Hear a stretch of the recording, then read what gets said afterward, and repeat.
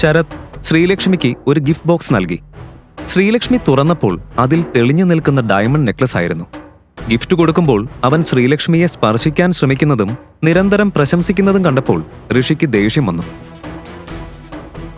ഇതിന്റെ ഭംഗി ഇപ്പോ ഒന്നും കൂടെ കൂടി. ഇതിന്റെ വില ഇരട്ടിയായതുപോലെ. താങ്ക് യു ശരത്, നല്ല ഗിഫ്റ്റ്. ഇത് ഒറിജിനൽ ആയിരുന്നെങ്കിൽ ഒന്നുകൂടെ കൊള്ളാമായിരുന്നു. നമ്മുടെ വീട്ടില് പ്ലേറ്റ് കഴുകാൻ പോലും അർഹതയില്ലാത്തവനാണല്ലോ എന്റെ കോടീശ്വരി മകളുടെ ഭർത്താവായി വന്നതിന്റെ ദൈവമേ. നീ ഋഷിൻ വർമ്മയെ കുറിച്ച് കേട്ടിട്ടില്ല സർ? ഇന്ത്യയിലെ ടോപ്പ് ബിസിനസ്മാൻമാരിൽ ഒരാളാണ്.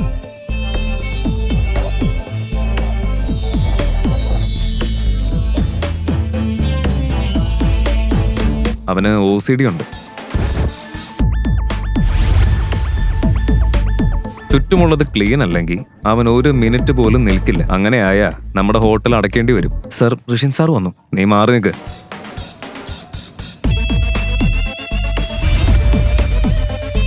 പ്ലീസ്. Thanks sir.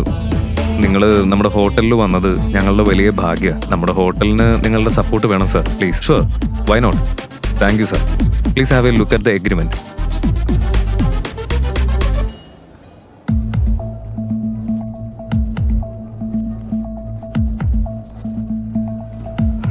മാനേജറോട് ഞാൻ പറഞ്ഞിട്ടാണെന്ന് പറഞ്ഞാൽ മതി. Sure sir. ഓക്കെ, ശരി. ഏയ്, നിന്നെ ഞാൻ വിടില്ല. നിങ്ങൾ ആരാ? നിർത്ത്. നിന്നെ ഞാനിന്ന് വിടില്ല. ഏയ്, എഴുന്നേൽക്കടാ. ഏയ്, എഴുന്നേൽക്കാൻ. എന്താ ചെയ്യുന്നത്? ഏയ്, എഴുന്നേൽക്കടാ. ജോലിയും കളഞ്ഞ് ഇവിടെ വലിയ ബിസിനസ്മാനെ പോലെ പകൽക്കിനാവും കണ്ടിരിക്കും അവൻ. നാണോ ഇല്ലാത്തവൻ. നിന്നെ മരുമകനാക്കിയിട്ട് ഇവിടെ ഒരു ഉപകാരവും ഇല്ല. ഇവിടെ വീട്ടുജോലിയെങ്കിലും ചെയ്. ഇരുന്ന് സ്വപ്നം കാണാതെ പോയി നിന്റെ ജോലി നോക്ക്. ഓ, ഈ വിവാഹം കഴിച്ചത് അവന്റെ കുറ്റമാണോ? ദേവയാനി തന്റെ മരുമകനെ ഇങ്ങനെ കാണുന്നത് ശരിയാണോ? Excuse me, coffee. ക്ഷീണിച്ച് ഓഫീസിൽ നിന്ന് വന്ന ശ്രീലക്ഷ്മി ഭർത്താവായ ഋഷിയോട് കോഫി ചോദിച്ചു. അടുക്കളയിൽ ജോലിയിലായിരുന്ന ഋഷി അത് കേട്ടില്ല. എക്സ്ക്യൂസ് മീ, എവിടെയാ നീ? എനിക്ക് കോഫി വേണം. അവൾ വീണ്ടും ചോദിച്ചു. എക്സ്ക്യൂസ് മീ, എനിക്ക് കോഫി വേണം. അവളുടെ വാക്കുകൾ കേട്ട ദേവയാനി മുറിയിൽ നിന്ന് പുറത്തേക്ക് വന്ന് മരുമകനോട് ദേഷ്യത്തിൽ പറഞ്ഞു. അവള് നിന്നെ കിടന്ന് വിളിക്കുന്നത് നിനക്ക് കേൾക്കുന്നില്ലേ? പൊട്ടനാണോ നീ? അടുക്കളയിൽ വലിയ ജോലി ചെയ്യുന്നവനെ പോലെ നീ അഭിനയിക്കണ്ട. വേഗം അവൾക്ക് കോഫി ഉണ്ടാക്കി കൊടുക്ക്. അവൾ ഋഷിയെ ശകാരിച്ചു. വരുന്നു അമ്മ, അത് തന്നെയാ ഞാൻ ചെയ്യുന്നത്.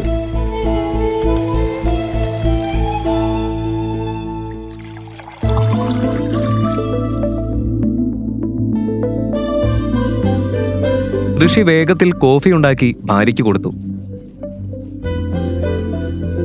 അത് കുടിച്ചപ്പോൾ ശ്രീലക്ഷ്മിക്ക് ഒരു ആശ്വാസം തോന്നി. അവളുടെ ക്ഷീണിച്ച മുഖം കണ്ട ഋഷി ചോദിച്ചു.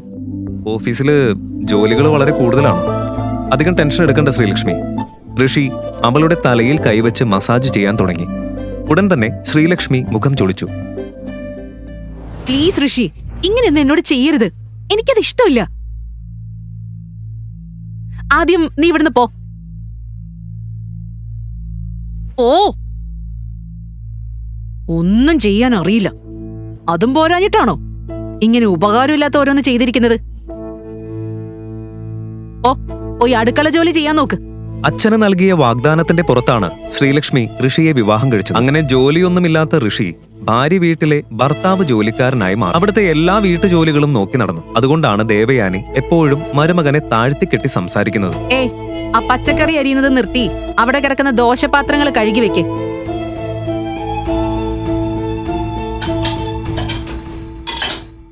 അത് നിന്റെ ജോലിയല്ലേ?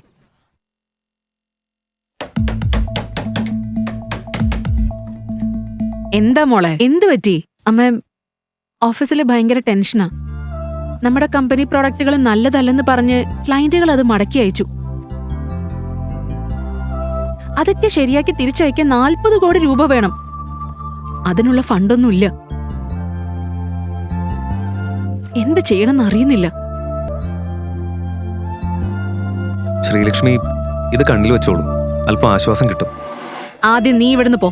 നിന്റെ മുഖം കാണുന്നത് കൊണ്ട് അവൾക്ക് അസ്വസ്ഥത. നീ പോയാൽ അവള് ശരിക്കും റിലാക്സ് ചെയ്യും. എനിക്ക് മനസ്സിലായി മോളെ. അധികം ടെൻഷൻ എടുക്കണ്ട. എല്ലാം ശരിയാകും. സാധാരണ വീടുകളിൽ ഭർത്താക്കന്മാരാ ജോലി ചെയ്ത് എല്ലാ ടെൻഷനും വഹിക്കുന്നത്. നമ്മുടെ വീട്ടിൽ അതെല്ലാം മറിച്ച. ഇതിന്റെ മുഴുവൻ കുഴപ്പം നിന്നെ ഇവനെ കൊണ്ട് വിവാഹം കഴിപ്പിച്ച നിന്റെ അച്ഛനാ. ഈ പാഴ് ബന്ധം അപ്പോഴേ ഞാൻ പറഞ്ഞിരുന്നു വേണ്ടാന്ന്. അപ്പോഴേക്കും അദ്ദേഹം എല്ലാം തീരുമാനിച്ചു. ഇനിയും വൈകിട്ടില്ല മോളെ. നീ ഇവനെ ഡിവോഴ്സ് ചെയ്ത് നിന്റെ കാര്യം നോക്കി ജീവിക്ക്. അമ്മേ, എത്ര പ്രാവശ്യം ഞാനിത് പറഞ്ഞിട്ടുണ്ട്. ഈ വിഷയം വീണ്ടും തുടങ്ങല്ലേ. ഋഷിയോട് ഇങ്ങനെ പെരുമാറരുത്. അവൻ എന്നെ നല്ലപോലെ നോക്കുന്നുണ്ട്. നീ അല്ലെങ്കിൽ ഞാൻ പറയുന്നത് കേൾക്കാറില്ലല്ലോ. അതുകൊണ്ടാ അവൻ നിന്റെ തലയിൽ കയറിയിരിക്കുന്നത്. എന്താ അമ്മ ഇത്? എപ്പോഴും അവനോട് എന്തെങ്കിലും പറഞ്ഞുകൊണ്ടേയിരിക്കണോ? ശരി, എനിക്ക് തലവേദനയുണ്ട്, ഞാൻ പോയി ഉറങ്ങട്ടെ. ശ്രീലക്ഷ്മി മുറിയിലേക്ക് പോയി ഉറങ്ങി. അപ്പോൾ ദേവയാനി അടുക്കളയിൽ പോയി ഋഷി എന്താണ് ചെയ്യുന്നത് എന്ന് നോക്കി. അവൻ അവിടെ പാത്രം കഴുകുകയായിരുന്നു. പക്ഷേ ഒരു പാത്രത്തിലെ അഴുക്ക് മുഴുവൻ പോകാതെ കിടക്കുന്നത് കണ്ടപ്പോൾ ദേവയാനിക്ക് ദേഷ്യം വന്നു. പാത്രം ശരിയായിട്ട് കഴുകാനും അറിയില്ല, മണ്ടൻ. അവൾ അതും പറഞ്ഞ് ഋഷിയുടെ തലയിൽ അടിച്ചു. അവൻ ഞെട്ടി.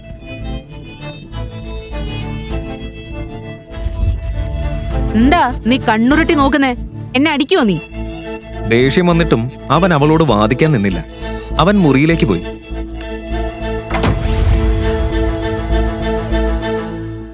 അടുത്ത ദിവസം രാവിലെ ശ്രീലക്ഷ്മി റെഡിയായി ഓഫീസിലേക്ക് പോകാൻ തയ്യാറായി. ദേവയാനിക്ക് കാർ ആവശ്യമുള്ളതുകൊണ്ട് ശ്രീലക്ഷ്മി ക്യാബ് ബുക്ക് ചെയ്തു. അമ്മ കാർ എടുത്തുവെന്ന് നിന്നോട് പറയാൻ പറഞ്ഞു. എനിക്ക് തീരെ സമയമില്ല, ഞാനിനി എന്ത് ചെയ്യും? അപ്പോഴേക്കും ഋഷി തന്റെ പഴയ സ്കൂട്ടർ കൊണ്ടുവന്നു. ഞാൻ ഡ്രോപ്പ് ചെയ്യാം എന്ന് പറഞ്ഞു. ലേറ്റ് ആവില്ലേ, നമുക്ക് പോവാം. ഭർത്താവിന്റെ ഞാൻ ഡ്രോപ്പ് ചെയ്യാം എന്ന ഓഫർ കേട്ട് അല്പം അസ്വസ്ഥത തോന്നിയെങ്കിലും ശ്രീലക്ഷ്മി ഒടുവിൽ ബൈക്കിൽ കയറി. അവരിരുവരും ബൈക്കിൽ പുറപ്പെട്ടു. ശ്രീലക്ഷ്മി, നിനക്കെന്തോ ടെൻഷൻ ഉണ്ടെന്ന് എനിക്ക് മനസ്സിലായി. എന്തുണ്ടെങ്കിലും എന്നോട് പറഞ്ഞു, ഞാൻ റെഡിയാക്കാം. ഒന്നുമില്ല, ഞാൻ നോക്കിക്കോളാം. ശ്രീലക്ഷ്മി പറഞ്ഞു. ഇരുവരും ഓഫീസിലെത്തി. അതേസമയം ഒരു വിലയേറിയ ബ്ലൂ കാർ അവിടെ നിർത്തി. പുറത്തേക്കിറങ്ങിയ ആൾ ചിരിച്ച് ശ്രീലക്ഷ്മിയെ അഭിവാദ്യം ചെയ്തു. ഹലോ ശ്രീലക്ഷ്മി. അവനെ കണ്ടപ്പോൾ ശ്രീലക്ഷ്മിയും ചിരിച്ചു. Hello mister Sarath, thank you for coming. എന്റെ കമ്പനിയിൽ ഇൻവെസ്റ്റ് ചെയ്യാൻ സമ്മതിച്ചതിന് thank you so much. It's okay. നിന്റെ കമ്പനിയുമായി സഹകരിക്കുന്നതിൽ എനിക്ക് സന്തോഷമേ ഉള്ളൂ. ഞാൻ ഒരു ഗിഫ്റ്റ് കൊണ്ടുവന്നിട്ടുണ്ട്. ശരത് ശ്രീലക്ഷ്മിക്ക് ഒരു ഗിഫ്റ്റ് ബോക്സ് നൽകി. ശ്രീലക്ഷ്മി തുറന്നപ്പോൾ അതിൽ തെളിഞ്ഞു നിൽക്കുന്ന ഡയമണ്ട് നെക്ലസ് ആയിരുന്നു. ഗിഫ്റ്റ് കൊടുക്കുമ്പോൾ അവൻ ശ്രീലക്ഷ്മിയെ സ്പർശിക്കാൻ ശ്രമിക്കുന്നതും നിരന്തരം പ്രശംസിക്കുന്നതും കണ്ടപ്പോൾ ഋഷിക്ക് ദേഷ്യം വന്നു. ശരത്തിന്റെ പെരുമാറ്റത്തിൽ എന്തോ പന്തികേടുള്ളതുപോലെ അവന് തോന്നി. ഇതിന്റെ ഭംഗി ഇപ്പോ ഒന്നും കൂടെ കൂടി. ഇതിന്റെ വില ഇരട്ടിയായതുപോലെ. താങ്ക് യു ശരത്, നല്ല ഗിഫ്റ്റ്. ഇത് ഒറിജിനൽ ആയിരുന്നെങ്കിൽ ഒന്നുകൂടെ കൊള്ളാമായിരുന്നു. വാവ്, നീ അത് കണ്ടുപിടിച്ചോ? അതെ, ഇത് വിക്ടോറിയ ഡയമണ്ട് നെക്ലസ് ഡിസൈൻ പോലെ ഉണ്ടാക്കിയതാ. എന്ന് വെച്ച് ഒറിജിനലും ഡ്യൂപ്ലിക്കേറ്റും തമ്മിൽ വ്യത്യാസമില്ലെന്നല്ല. ഒറിജിനൽ നെക്ലേസ് വാങ്ങുക എന്നത് എൻ്റെ ഒരു സ്വപ്നമാ.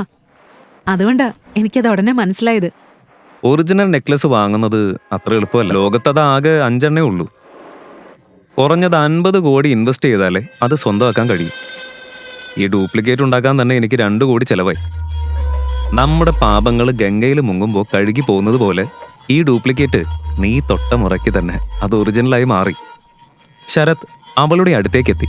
അവന്റെ പെരുമാറ്റം ശ്രീലക്ഷ്മിക്ക് അസ്വസ്ഥതയായി തോന്നി. ഋഷിക്ക് കോപം വന്നു. ഹലോ മിസ്റ്റർ, നിങ്ങൾ അതിര് കിടക്കുന്നുണ്ട്. അല്പം അകലം പാലിക്കും. നീ ആരാ? നീ എങ്ങനെ എന്റെ മുന്നിൽ വന്നു? U fool. ശ്രീലക്ഷ്മി, ഇയാൾ ആരാ? നിന്റെ ഡ്രൈവറാണോ? ഇയാൾ എനിക്ക് നേരെ വരുന്നത് എന്തിനാ? നമ്മളാണ് മുതലാളിമാർ. ഇവരെ പോലെയുള്ളവരെ അവരുടെ നിലയ്ക്ക് നിർത്തണം. ശരത് ഋഷിയെ തട്ടിമാറ്റി. ഭർത്താവിനെ അവഹേളിച്ചിട്ടും 40 കോടി നഷ്ടപ്പെടും എന്ന ഭയത്തിൽ ശ്രീലക്ഷ്മി ഒന്നും പറയാതെ നിന്നു. ഓ, ബോക്സ് താഴെ വീണുപോയി. ഋഷി, അതെടുത്ത് അകത്ത് വെക്ക്. ഭാര്യയുടെ മൗനം കണ്ട ഋഷി അപമാനത്തോടെ മാറി നടന്നു.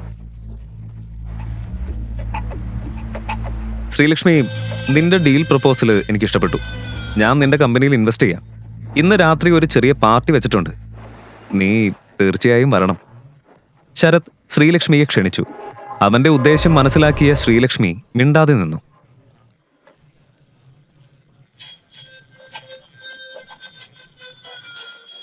ക്ഷണിച്ചതിന് നന്ദി മിസ്റ്റർ ശരത്.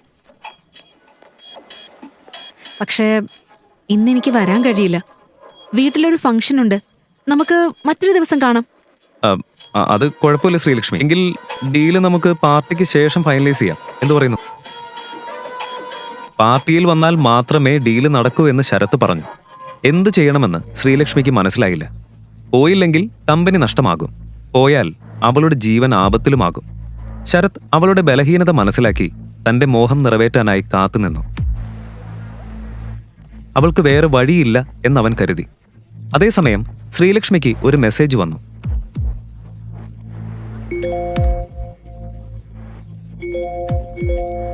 അക്കൗണ്ടിൽ 40 കോടി എത്തിയതായി കണ്ടപ്പോൾ അവളുടെ മുഖം അത്ഭുതത്തിലും സന്തോഷത്തിലും തെളിഞ്ഞു. ഹലോ ശ്രീലക്ഷ്മി മാഡം,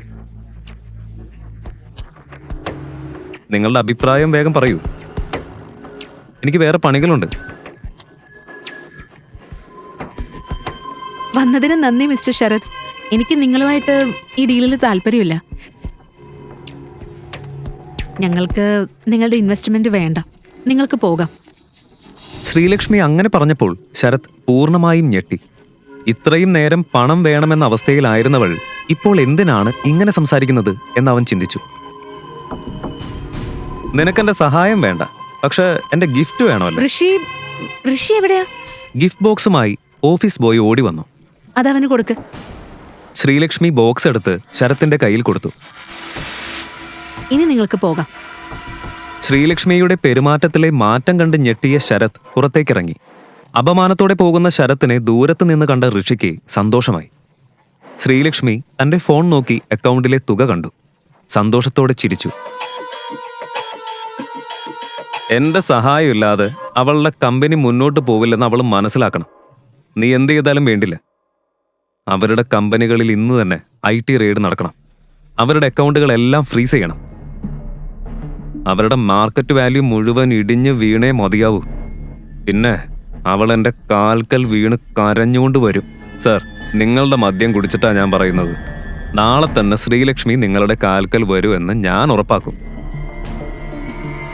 നിങ്ങൾ പോയി സമാധാനത്തോടെ ഉറങ്ങിക്കോളൂ. അവരെ ഉറക്കം കെടുത്തുന്നത് എനിക്ക് വിട്ടേക്ക്. എനിക്ക് എൻ്റെ കടങ്ങൾ തീർക്കാനുള്ള അവസരം നൽകിയതിന് നന്ദി സർ. ഞാൻ പോട്ടെ. ശ്രീലക്ഷ്മി, നീ എന്നെ അണ്ടർ എസ്റ്റിമേറ്റ് ചെയ്തു. നിന്റെ ഡ്രൈവർ ഭർത്താവിനൊപ്പം നിന്ന് എന്നെ നീ ശകാരിച്ചു. ഇനി നീ തന്നെ എൻ്റെ കാൽക്കൽ വീണ് വരും.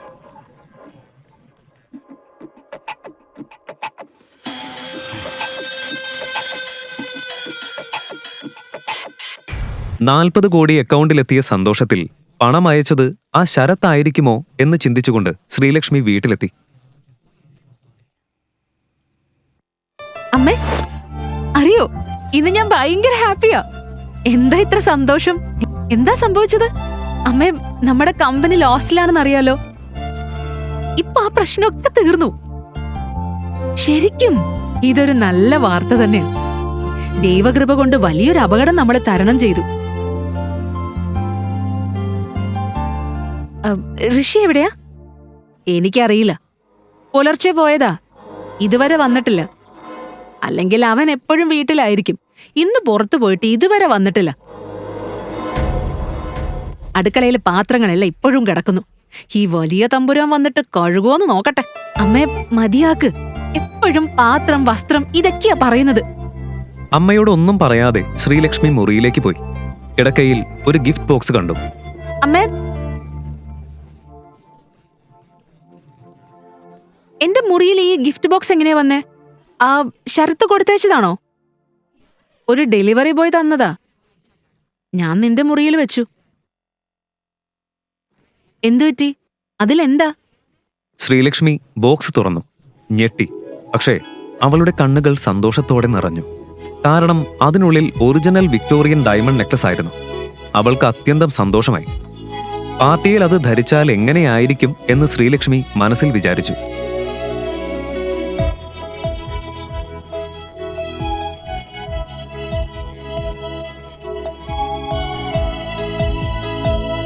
വാവ് മോളെ, അടിപൊളി നെക്ലേസ്. നമ്മുടെ ഫാമിലി ഫംഗ്ഷനിൽ ഇത് ഞാൻ ഇടാം. അമ്മയെ നോക്കി ശ്രീലക്ഷ്മി ചിരിച്ചു. എന്തിനാ ഇങ്ങനെ ചിരിക്കുന്നത്? ഈ 50 വയസ്സുള്ള പെണ്ണിന് ഇത്തരം ആഗ്രഹങ്ങൾക്ക് കുറവൊന്നുമില്ലല്ലോ എന്ന് വിചാരിച്ചാണോ നീ ചിരിക്കുന്നത്? ഞാനങ്ങനെ പറഞ്ഞിട്ടില്ല, അമ്മ തന്നെ ഓരോന്ന് പറയാ. അമ്മയെ നോക്കി ശ്രീലക്ഷ്മി ചിരിച്ചു. ഈ വയസ്സിലേ ഞാൻ നിന്നെക്കാൾ സുന്ദരിയായതിന്റെ അസൂയ നിനക്ക്, അതുകൊണ്ടാ നീ ഇങ്ങനെ ചിരിക്കുന്നത്. അമ്മയും മകളും ഒരുമിച്ച് ചിരിച്ചു. ശ്രീലക്ഷ്മിക്ക് ഓഫീസിൽ നിന്നൊരു ഫോൺ വന്നു. മാനേജർ പറയൂ. മാഡം, നമുക്കൊരു കോൾ അടിച്ചിട്ടുണ്ട്. എന്താ പറയുന്നത്? തെളിച്ചു പറയൂ. ഞാൻ പറയുന്നില്ല. TV ഓണാക്ക്, നിങ്ങൾക്ക് തന്നെ കാണാം. ശരി. ശ്രീലക്ഷ്മി ഫോൺ കട്ട് ചെയ്ത് TV ഓണാക്കി. അതേസമയം വലിയ ബ്രേക്കിംഗ് ന്യൂസ്. ഹൈദരാബാദിലെ വലിയ ബിസിനസ്സുകാരൻ ശരത്തിന്റെ കമ്പനിയിൽ പ്രശ്നം. അനധികൃത ആസ്തികളും ബിസിനസ്സുകളും പിടിച്ചെടുത്തു. ഈ വലിയ ബിസിനസ്സുകാരൻ ഒരു നിമിഷം കൊണ്ട് തെരുവിലായി. ഇൻകം ടാക്സ് അധികൃതർ അയാളുമായി ബന്ധപ്പെട്ട രാഷ്ട്രീയക്കാരെയും മറ്റ് ബിസിനസ്സുകാരെയും അന്വേഷിക്കുന്നു. ഈ സംഭവത്തിൽ ഹൈദരാബാദിലെ നേതാക്കളെല്ലാം ഞെട്ടിയിരിക്കുകയാണ്. ശരത്തിനെതിരെ മുമ്പും പല സാമ്പത്തിക കേസുകൾ ഉണ്ടായിരുന്നുവെന്നും അധികൃതർ വ്യക്തമാക്കി. പിന്നെയും ബ്രേക്കിംഗ് ന്യൂസ്. ശ്രീലക്ഷ്മിയുടെ കണ്ണുകൾ വലുതായി. കുറച്ചു മണിക്കൂർ മുൻപ് അവൾ ബോണ്ട് ചെയ്യാൻ വിചാരിച്ചിരുന്ന കമ്പനിയാണിത്. വലിയൊരു ആശ്വാസം അവൾക്ക് കിട്ടി. എന്നാൽ ജീവിതത്തിൽ ഇങ്ങനെ പെട്ടെന്നുണ്ടായ മാറ്റം അവൾക്ക് ഒരു സ്വപ്നം പോലെ തോന്നി. ഇതിനു പിന്നിൽ ആരായിരിക്കും എന്ന ചിന്തയിൽ ശ്രീലക്ഷ്മി ഉടൻ തന്നെ ഒരാളെ വിളിച്ചു.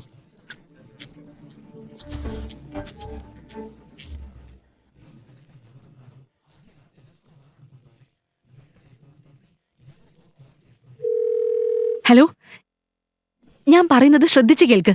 കുറച്ചു മണിക്കൂർ മുമ്പ് എന്റെ അക്കൗണ്ടിൽ വലിയൊരു തുക വന്നു. ബാങ്കിനും പോലും പണം വന്ന വഴി പറയാൻ കഴിഞ്ഞില്ല. അതിനാൽ എത്രയും വേഗം എനിക്കതിന്റെ ഡീറ്റെയിൽസ് വേണം. കൂടാതെ ഇന്ന് വീട്ടിലൊരു ഗിഫ്റ്റ് ബോക്സ് വന്നു. അത് ആരാണ് അയച്ചതെന്ന് ട്രാക്ക് ചെയ്യൂ. എത്രയും പെട്ടെന്ന് അയക്കണം, വളരെ അർജന്റാ. ശ്രീലക്ഷ്മിയെ സഹായിച്ചത് ആരാണെന്ന് അവൾ കണ്ടെത്തുമോ? അത് ഭർത്താവ് ഋഷിയാണെന്നറിഞ്ഞാൽ അവൾ എങ്ങനെ പ്രതികരിക്കും? വല്ലപ്പോഴെങ്കിലും ഒന്ന് കുളിച്ചുട ഋഷി. അത് കേട്ട് എല്ലാവരും ഉറക്കെ പൊട്ടിച്ചിരിച്ചു. ഹാ, അങ്ങനെ പറഞ്ഞു കൊടുക്ക ദീക്ഷിത്. അഞ്ജലി ആ പറഞ്ഞവനെ നോക്കി ചിരിയോടെ പറഞ്ഞു. ഋഷി സഹികെട്ട പോലെ ദേഷ്യത്തിൽ താൻ ഇരുന്നിടത്ത് നിന്നും എഴുന്നേറ്റ് അഞ്ജലിക്ക് അടുത്തേക്ക് തിരിഞ്ഞതും ഋഷിയുടെ ഫോൺ റിങ് ചെയ്തു. പോക്കറ്റിൽ നിന്നും ഫോൺ എടുത്തു നോക്കിയ ഋഷിൻ സ്ക്രീനിൽ തന്റെ ചെറിയച്ഛൻ പ്രദീപിന്റെ നമ്പർ കണ്ടതും സംശയത്തോടെ കോൾ അറ്റൻഡ് ചെയ്ത് ചെവിയിലേക്ക് ചേർത്തു. പറ ചെറിയച്ച, എന്താ കാര്യം? ഈസ് എവറിത്തിങ് ഓക്കെ ദേ? ഏയ്, ഇവിടെ എല്ലാം പെർഫെക്റ്റ് ആണ് ഋഷി. അദ്ദേഹം പറഞ്ഞത് കേട്ട് ഋഷി നെറ്റി ചുളുക്കി. അതായത് ഋഷി, നീ മുത്തച്ഛനോട് ആവശ്യപ്പെട്ട ഡിമാൻഡ് പ്രകാരമുള്ള ഒരു കാര്യം ഇന്ന് നടക്കും. മറ്റേത് ഒരല്പ സമയമെടുക്കുമെന്ന് നിന്നോട് പറയാൻ പറഞ്ഞിട്ടുണ്ട് അദ്ദേഹം. പ്രദീപ് പറഞ്ഞത് കേട്ട് ഋഷിക്ക് സന്തോഷം തോന്നി. ഞാൻ വെച്ച ഡിമാൻഡിൽ ഏത് കാര്യം ഇന്ന് നടക്കുമെന്ന് പറഞ്ഞത്? എനിക്കറിയില്ല മോനെ. എന്നോട് അദ്ദേഹം പറഞ്ഞത് ഞാൻ അതുപോലെ നിന്റെ അടുത്തും പറഞ്ഞു. അത്രേ ഉള്ളൂ. അടുത്ത കാര്യം എന്താന്ന് വെച്ചാ, നാളെ നീ ത്രൈവ് മീഡിയയുടെ ഹെഡ് ഓഫീസിലേക്ക് വരണം. എന്താ ചെറിയ നാളെയോ? ഋഷി ചെറിയൊരു ഞെട്ടലോടെ ചോദിച്ചത് കേട്ട് പ്രദീപ് ഒന്ന് ചിരിച്ചു. ഹേയ്, നാളെയാണല്ലോ എന്നോർത്ത് നീ പേടിക്കേണ്ട ഋഷി. നിനക്ക് യാതൊരു ബുദ്ധിമുട്ടും ഉണ്ടാവാതിരിക്കാൻ ഞാനൊരു എഫിഷ്യന്റ് ആയ പേഴ്സണൽ അസിസ്റ്റന്റിനെ നിനക്കായി ഏർപ്പാടാക്കിയിട്ടുണ്ട്. പേഴ്സണലായും ഒഫീഷ്യലായും എന്ത് സംശയം ഉണ്ടെങ്കിലും സഹായം ആവശ്യമാണെങ്കിലും നിന്നെ ആ കുട്ടി സഹായിക്കും. കോൺട്രാക്ട് ഡീറ്റെയിൽസ് ഞാൻ നിന്റെ വാട്സാപ്പിൽ ഷെയർ ചെയ്തിട്ടുണ്ട്. She will be your staff from today onwards. ഇനി ഇതിൽ എന്തെങ്കിലും സംശയം ഉണ്ടെങ്കിൽ നിനക്ക് എന്നെ വിളിക്കാം ഋഷി മോനെ. ബട്ട് ഇപ്പൊ എനിക്ക് കുറച്ച് തിരക്കുണ്ട്. ഞാൻ കോള് വെക്കുവാട്ടോ. Bye and all the very best മോനെ. പ്രദീപ് സൗമ്യമായി പറഞ്ഞത് കേട്ട് ഋഷി ഒന്ന് മൂളി. ഫോൺ വിളി കഴിഞ്ഞ് ഋഷി അങ്കലാപ്പോടെ ഇരിക്കുന്നത് കണ്ട് ആരുഷ് ഋഷിയോട് കാര്യം തിരക്കിയതും ഋഷി മുഴുവൻ കാര്യങ്ങളും വള്ളി പുള്ളി വിടാതെ അവനോട് പറഞ്ഞു. കാര്യം മുഴുവൻ കേട്ടതും ആരുഷും അത്ഭുതത്തോടെ അവനെ നോക്കി. ഋഷിയുടെ ഫോൺ റിങ് ചെയ്തു തുടങ്ങിയിരുന്നു. വിളിക്കുന്നത് ശ്രീലക്ഷ്മിയാണെന്ന് കണ്ടതും ഋഷിയുടെ മുഖം വിടർന്നു. 100 ആയിച്ച ശ്രീലുന്. ആളെപ്പറ്റി പറഞ്ഞ് നാവെടുത്തില്ല. അതിനു മുൻപേ വിളിച്ചു.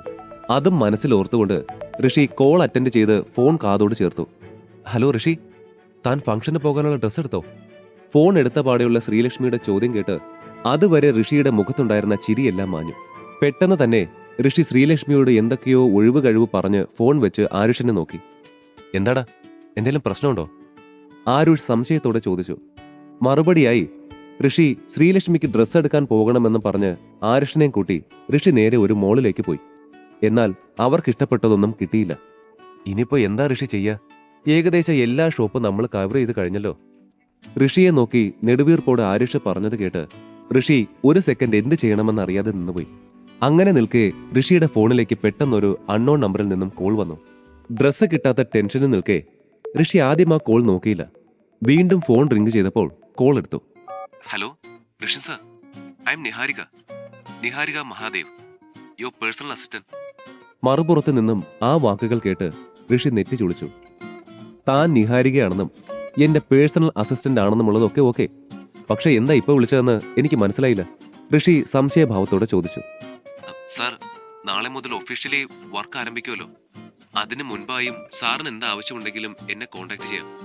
നിഹാരികയുടെ ആ മറുപടി കേട്ടതും ആരുഷ് ഋഷിയുടെ കയ്യിൽ നിന്നും ഫോൺ വാങ്ങി. ആഹാ, എന്നാൽ താൻ ഋഷിക്ക് പറ്റിയ നല്ലൊരു സ്യൂട്ട് കണ്ടെത്ത്. ഒട്ടും വൈകരുത്, അത്യാവശ്യമാണ്. വേഗം റെഡിയാക്കിക്കോ. നിഹാരിക ഋഷിയുടെ ഡ്രസ്സിന്റെ അളവുകൾ ചോദിച്ചറിഞ്ഞ ശേഷം കോള് ഡിസ്കണക്ട് ചെയ്തു. ഇതേ സമയം ശ്രീലക്ഷ്മി തന്റെ ജോലി കഴിഞ്ഞ് വീട്ടിലേക്ക് പോവാനായി തുടങ്ങുകയായിരുന്നു. അപ്പോഴാണ് റിസപ്ഷനിൽ തന്റെ വരവും കാത്തു നിൽക്കുന്ന ഒരു ബ്ലാക്ക് സൂട്ട് ധരിച്ചയാളെ ശ്രീലക്ഷ്മി കാണുന്നത്. ശ്രീലക്ഷ്മി മാഡം അല്ലേ? ശ്രീലക്ഷ്മി നടന്ന് തനിക്ക് സമീപത്തെത്തിയതും അയാൾ ചോദിച്ചു. അതെ, എന്താ കാര്യം? ശ്രീലക്ഷ്മി അയാളോട് ചോദിച്ചു. മാഡത്തിന് ഇത് തരാൻ ഞങ്ങളുടെ സാറ് പറഞ്ഞു.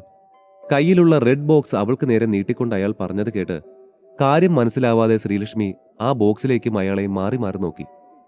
അതേസമയം ഓഫീസിൽ നിന്നും ഇറങ്ങാൻ തുടങ്ങിയ എല്ലാ സ്റ്റാഫും ഈ കാഴ്ച കണ്ട് അവൾക്കടുത്തേക്ക് വന്നു. എന്താ ഇത്? നിങ്ങൾക്ക് എങ്ങനെയാ എന്നെ അറിയാവുന്നേ? ആൻഡ് ഏത് സാറ് തരാൻ പറഞ്ഞെന്നാ നിങ്ങളീ പറയുന്നേ? ശ്രീലക്ഷ്മി സംശയത്തോടെ ചോദിച്ചു. മാഡത്തിനുള്ള ഞങ്ങളുടെ സാറിന്റെ പ്രസന്റാണിത്. സാറിനെ മാഡത്തിന് നല്ലതുപോലെ അറിയാം, പക്ഷേ ഞങ്ങൾക്ക് സാറിന്റെ പേരിവിടെ പറയാനുള്ള അനുമതിയില്ല. നൗ പ്ലീസ് ഈ ഗിഫ്റ്റ് സ്വീകരിക്കൂ മാം. അയാൾ അതേ ഭാവത്തിൽ തന്നെ പറഞ്ഞു. ശ്രീലക്ഷ്മി മാഡം, അത് വാങ്ങിക്കൂ. മാഡത്തിനെ സീക്രട്ടായി ആരാധിക്കുന്ന ആരോ തന്നുവിട്ടതാവും. കളിയായി ഏതോ എംപ്ലോയിയുടെ വാക്ക് കേട്ട് ശ്രീലക്ഷ്മി ചോദിച്ചു. ഒന്ന് പോയേ, ചുമ്മാ. ആരാധകൻ ഉണ്ടാവാൻ ഞാൻ ആരാ? വല്ല സെലിബ്രിറ്റിയാണോ? മാം പ്ലീസ് ഇത് സ്വീകരിക്കൂ. അവരുടെ ആ സംസാരമൊന്നും കാര്യമാക്കാതെ വീണ്ടും അയാൾ പറഞ്ഞതും ശ്രീലക്ഷ്മി അത് സ്വീകരിക്കണോ വേണ്ടയോ എന്നുള്ള ആശയക്കുഴപ്പത്തിലായി. മാം അത് വാങ്ങിക്കൂ. ഇഷ്ടായില്ലെങ്കിൽ ഞങ്ങൾക്ക് ആർക്കെങ്കിലും തന്നോളൂ. സ്റ്റാഫിൽ നിന്നും ആ കുസൃതി നിറഞ്ഞ വാക്ക് കേട്ടതും ശ്രീലക്ഷ്മി ഒന്ന് നിശ്വസിച്ചുകൊണ്ട് അയാളിൽ നിന്നും ആ സമ്മാനം വാങ്ങിച്ചു. അതിനുള്ളിൽ എന്താണെന്നറിയാനുള്ള ആകാംക്ഷയിൽ മറ്റുള്ളവർ ശ്രീലക്ഷ്മിയുടെ ചുറ്റും കൂടിയതും അവൾ സംശയത്തോടെ ആ ബോക്സ് തുറന്നു. എന്റെ മാതാവേ, ഇതാ മറ്റേ rare piece dream lover necklace അല്ലേ? വെയിറ്റ്, ഒറിജിനലാണോ ഇത്? എല്ലാം കഴിഞ്ഞ് തിരികെ വീട്ടിലെത്തി ഫാമിലി ഫംഗ്ഷന് റെഡിയാകുമ്പോഴും ശ്രീലക്ഷ്മി തന്റെ കഴുത്തിലണിഞ്ഞ ആ പ്രസന്റ് തന്നയാൾ ആരായിരിക്കുമെന്ന ചിന്തയിലായിരുന്നു. രാവിലെ തനിക്ക് ആ നെക്ലസ് ഡ്യൂപ്ലിക്കേറ്റ് വാങ്ങിച്ചു തന്ന ശരത്തിന്റെ മുഖം മാത്രമേ അവൾക്ക് ഓർമ്മ വന്നിരുന്നുള്ളൂ. അവനിനി തന്റെ ആസ്തി മുഴുവൻ പണയപ്പെടുത്തി വാങ്ങിയതാണോ അതെന്ന ചിന്ത അവളെ വേവലാതിപ്പെടുത്തിയെങ്കിലും ആ നെക്ലസ് അവളെ അത്രമേൽ ആകർഷിച്ചിരുന്നു. ഓഹ്, നിന്റെ ഭർത്താവ് ഇത് എവിടെ പോയിരിക്കാ മോളെ? പോവാൻ സമയമായി തുടങ്ങിയല്ലോ. തന്റെ പിങ്ക് കളർ പട്ടുസാരിയുടെ പ്ലീറ്റ് ശരിയാക്കിക്കൊണ്ട് ദേവയാനി അമ്മ പറഞ്ഞത് കേട്ട് ശ്രീലക്ഷ്മി ചെറിയൊരു വേവലാതിയോടെ ഫോൺ എടുത്തു നോക്കി. അറിയില്ലമ്മേ, ഞാൻ ഋഷി ഒന്ന് വിളിച്ചു നോക്കട്ടെ. ശ്രീലക്ഷ്മി അതും പറഞ്ഞ് ഋഷിയുടെ നമ്പറിലേക്ക് ഡയൽ ചെയ്യാൻ ആഞ്ഞതും കോളിംഗ് ബെല്ലിന്റെ ശബ്ദം കേട്ടിരുന്നു. വാതിൽ തുറന്നപ്പോൾ പ്രതീക്ഷിച്ച പോലെ ഋഷിയെ കണ്ടപ്പോൾ ചെറിയൊരു സമാധാനം തോന്നി. എങ്കിലും അതൊന്നും പുറത്ത് കാണിക്കാതെ ശ്രീലക്ഷ്മി ഉള്ളിലേക്ക് നടന്നു. ഓ വന്നോ?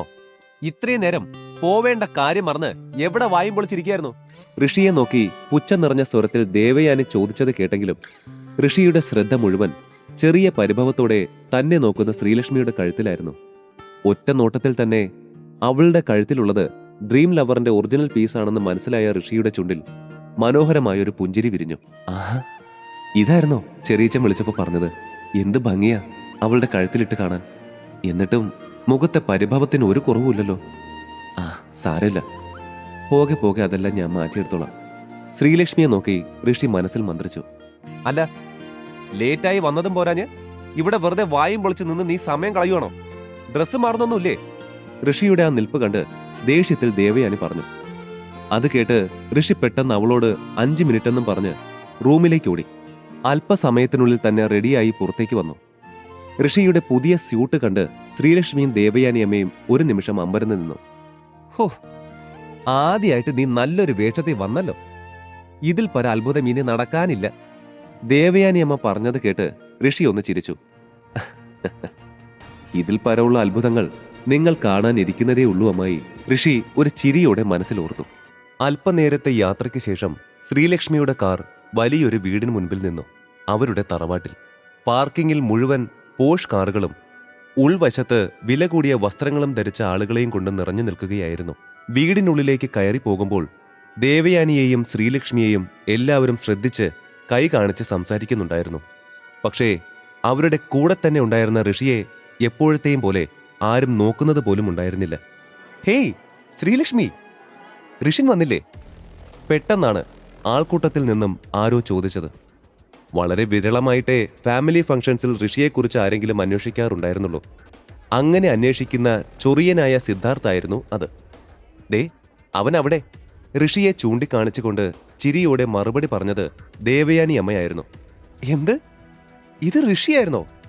ഓ മൈ ഗോഡ്, ശേ, എനിക്കിവന്റെ ഈ മനുഷ്യക്കോലം കണ്ടിട്ട് മനസ്സിലായതേ ഇല്ല. ഋഷിയെ നോക്കി പരിഹാസത്തോടെ പൊട്ടിച്ചിരിച്ചുകൊണ്ട് സിദ്ധാർത്ഥ് പറഞ്ഞു. ഓ വെയിറ്റ്, നിന്റെ ഈ ഡ്രസ്സ് ഞാൻ എവിടെയോ കണ്ടിട്ടുണ്ടല്ലോ. ആ കിട്ടിപ്പോയി. ഫുട്പാത്തിൽ 200-300 എന്നും പറഞ്ഞ് വിൽക്കുന്ന ഊള സാധനമല്ലേ ഇത്? ഇതിന് എത്രയാ റേറ്റ്? 100-200? ഇതിന് ഞാൻ പണം കൊടുക്കേണ്ടി വന്നിട്ടില്ല. ഋഷി സമാധാനത്തിൽ പറഞ്ഞത് കേട്ട് സിദ്ധാർത്ഥ് കണ്ണ് വിടർത്തി അവനെ നോക്കി. വാട്ട്? ഫ്രീ ആയിട്ട് തോന്നോ നിനക്കിത്? അല്ലെങ്കിൽ കടക്കാരന്റെ കാല് പിടിച്ച് കെഞ്ചിയോ നീ? സിദ്ധാർത്ഥ് ഉറക്കെ ചോദിച്ചത് കേൾക്കെ ശ്രീലക്ഷ്മിക്കും ദേവയാനി അമ്മയ്ക്കും തങ്ങളുടെ തൊലി ഉരിഞ്ഞു പോകും പോലെ തോന്നി. വാ ഋഷി, മതി, നമുക്ക് അപ്പുറത്തേക്ക് മാറിയിരിക്കാം. ഋഷി സിദ്ധാർത്ഥിനോടെന്തോ പറയാനാഞ്ഞത് കണ്ട് അവനെ തടഞ്ഞുകൊണ്ട് ശ്രീലക്ഷ്മി പറഞ്ഞു. ഹേയ്, എന്താ ശ്രീലക്ഷ്മി ഇത്? നീ എന്താ ഈ ഇട്ടിരിക്കുന്നേ? ഈ സാരിക്കൊക്കെ 5000 പോലും വരില്ലല്ലോ റേറ്റ്. ഋഷിയെ കൂട്ടി പോവാനാഞ്ഞ ശ്രീലക്ഷ്മിയോടായി സിദ്ധാർത്ഥ് പറഞ്ഞത് കേട്ട് ശ്രീലക്ഷ്മി അവനെ നോക്കി ജാളിയതോടെ ചിരിച്ചു. This is so bad Sreelakshmi. നീ എന്നെ നോക്ക്, എന്റെ ഈ ഡ്രസ്സ് നോക്ക്. ഈ ഫംഗ്ഷൻ ഇടാൻ വേണ്ടി മാത്രം ഇവിടത്തെ ഒരു ഫേമസ് ബ്രാൻഡിനെ കൊണ്ട് പ്രത്യേകം ചെയ്യിപ്പിച്ച 2.5 ലക്ഷം രൂപയുടെ ഡ്രസ്സാണിത്. സിദ്ധാർത്ഥ് വലിയ ഗമയിൽ പറഞ്ഞു നിർത്തി. 2.5 ലക്ഷത്തിന്റെ സ്യൂട്ടോ? എവിടെ നോക്കട്ടെ? ഋഷി പതിയെ സിദ്ധാർത്ഥിന്റെ സ്യൂട്ടിന്റെ കോളറിൽ പിടിച്ചുകൊണ്ട് ചോദിച്ചതും ഒരൊറ്റ തട്ടായിരുന്നു സിദ്ധാർത്ഥ് അവന്റെ കൈ. ഞാൻ നിന്നോട് പറഞ്ഞു ഇതെന്ത് മാത്രം എക്സ്പെൻസീവ് ആണെന്ന്. ഇങ്ങനെ വൃത്തിയില്ലാത്ത കൈവച്ച് തൊട്ടിട്ട് അഴുക്കാക്കാതെ. അടക്കാനാവാത്ത വിധം ദേഷ്യം വന്നെങ്കിലും ഋഷി തന്റെ ദേഷ്യമെല്ലാം കൺട്രോൾ ചെയ്തുകൊണ്ട് സിദ്ധാർത്ഥിനോട് ചിരിച്ചു. താനൊരു കാര്യം മനസ്സിലാക്കണം സിദ്ധാർത്ഥ്, ലോകത്തുള്ള എല്ലാവരുടെയും ഇഷ്ടങ്ങളും കംഫർട്ടും ഒന്നായിരിക്കില്ല. ശ്രീലക്ഷ്മിയുടെ സാരി 5000 രൂപയുടെ ഓർഡിനറി വണ്ണാണ്, സമ്മതിച്ചു. ശ്രീലക്ഷ്മിക്ക് ഓവർ പ്രൈസ് വരുന്ന ഡ്രസ്സുകൾ ഇഷ്ടമല്ലെന്നേ ഉള്ളൂ. ബട്ട് ജ്വല്ലറീസ് എന്ന് പറഞ്ഞാൽ അവൾക്ക് ക്രൈസാണ്. സംശയമുണ്ടെങ്കിൽ look at Har necklace. Dream lover necklace ആണ്. ശ്രീലക്ഷ്മിയെ തനിക്കടുത്തേക്ക് ചേർത്ത് നിർത്തി ഋഷി പറഞ്ഞത് കേട്ട്, വാട്ട്, ഡ്രീം ലവറോ? അത് ഈ വേൾഡിൽ തന്നെ ആകെ കുറച്ച് പീസല്ലേ ഉള്ളൂ. ആൻഡ് 30 കോടി എന്തോ അല്ലേ അതിന്റെ പ്രൈസ്? ചുറ്റും കൂടിയ ബന്ധുക്കളിൽ ആരോ ചോദിച്ചത് കേട്ട് ഋഷി ചിരിയോടെ അതേ എന്ന് തലയാട്ടി. ഒറ്റ സെക്കൻഡിൽ അവിടെയുള്ള എല്ലാവരുടെയും ശ്രദ്ധ തന്നിൽ നിന്ന് മാറി ശ്രീലക്ഷ്മിയുടെ മേലായതും സിദ്ധാർത്ഥിന് അതിയായ ദേഷ്യം തോന്നി. ഇതൊക്കെ കണ്ടാൽ അറിഞ്ഞൂടെ ഡ്രീം ലവറിന്റെ ഡ്യൂപ്ലിക്കേറ്റ് ആണെന്ന്? അല്ലെങ്കിലും നയാ പൈസ കയ്യിലില്ലാത്ത ഇവരൊക്കെ എങ്ങനെ വാങ്ങാനാ ആ 30 കോടിയുടെ മാലയൊക്കെ? പുച്ഛഭാവത്തിൽ സിദ്ധാർത്ഥ് പറഞ്ഞു. ഓ, അപ്പൊ നിന്റെ ചെവിക്ക് മാത്രമല്ല കണ്ണിനും പ്രശ്നമുണ്ട്. പിന്നെ ഞങ്ങളുടെ കയ്യിലുള്ള കാശിന്റെ കണക്ക് നിന്നെ ബോധിപ്പിക്കേണ്ട കാര്യം ഞങ്ങൾക്കില്ല. ഋഷി അവനെ ആക്കിക്കൊണ്ട് പറഞ്ഞതും സിദ്ധാർത്ഥിന്റെ മുഖം ദേഷ്യത്താൽ ചുവന്നിരുന്നു. ഋഷിൻ! അത് കണ്ടതും ഋഷി ഇനി എന്തെങ്കിലും പറഞ്ഞാലുള്ള അപകടമോർത്ത് ദേവയാനി അമ്മ താക്കീതെന്ന പോലെ ഉറക്കെ ഋഷിയെ വിളിച്ചു. എന്താ എന്താ ഇവിടെ ഒരു സംസാരം? പെട്ടെന്ന് ഗാംഭീര്യം നിറഞ്ഞ ആ സ്ത്രീ ശബ്ദം കേട്ടതും എല്ലാവരും മിണ്ടാതെ ആ ശബ്ദം കേട്ട ഭാഗത്തേക്ക് നോക്കി. എല്ലാവരും സംശയഭാവത്തിൽ നോക്കി നിൽക്കെ ആ തറവാടിന്റെ മുഴുവൻ അധികാര കേന്ദ്രമായ മഹാദേവി ശ്രീകുമാർ എന്ന സ്ത്രീയെ കണ്ടതും സിദ്ധാർത്ഥിന്റെ ചുണ്ടിൽ മാത്രം പുഞ്ചിരി വിരിഞ്ഞു. മുത്തശ്ശി! ചിരിയോടെ അവർക്കടുത്തേക്ക് നടന്നുകൊണ്ട് അവൻ വിളിച്ചതും മഹാദേവിയും ചിരിച്ചുകൊണ്ട് അവനായി തന്റെ കൈ വിടർത്തി. മഹാദേവിയുടെ ബ്ലാക്ക് ലിസ്റ്റിൽ ഇടമുള്ള ഋഷി കുറച്ചപ്പുറത്തേക്ക് മാറി നിന്നു. അപ്പോ ഏകദേശം എല്ലാവരും വന്ന സ്ഥിതിക്ക് നമുക്ക് പരിപാടി തുടങ്ങാമല്ലേ? മഹാദേവി തനിക്ക് മുൻപിൽ നിൽക്കുന്ന ബന്ധുക്കളെ നോക്കി പറഞ്ഞു. അപ്പോ ഞാൻ എല്ലാവരെയും ഇന്ന് ഇവിടേക്ക് വിളിച്ചു കൂട്ടിയത് ഒരു പ്രധാന വിവരം പറയാനാണ്. എല്ലാവർക്കും അറിയാലോ, പണ്ടൊരിക്കൽ ട്രൈ മീഡിയ എന്ന മറ്റേ ഇന്ദ്രപ്രസ്ഥത്തിന്റെ ആ ഹ്യൂജ് കമ്പനിയുടെ പാർട്ണർഷിപ്പിന്റെ കാര്യത്തിൽ നമ്മുടെ വർമാസ് കമ്പനിക്ക് റിജക്ഷൻ കിട്ടിയത്. അന്ന് റിജക്ഷൻ കിട്ടിയെങ്കിലും ആ കമ്പനിയുടെ പാർട്ണർഷിപ്പ് കിട്ടാൻ നമുക്ക് മുൻപിൽ ഇപ്പോൾ വലിയൊരു വഴി തുറക്കപ്പെട്ടിട്ടുണ്ട്. മഹാദേവി പറഞ്ഞത് കേട്ട് സിദ്ധാർത്ഥും മറ്റുള്ളവരും കൂടെ ഋഷിയും കാര്യം മനസ്സിലാവാതെ അവരെ നോക്കി. മറ്റൊന്നുമല്ല, ട്രൈ മീഡിയയുടെ പഴയ ചെയർമാൻ മാറി പുതിയ ചെയർമാൻ നാളെ ചാർജ് എടുക്കും. അതും നമ്മുടെ സിദ്ധൂട്ടനേക്കാളും യങ്ങായ ഇന്ദ്രപ്രസ്ഥത്തിലെ ഏതോ ചെറുക്കനാണെന്നാ കേട്ടത്.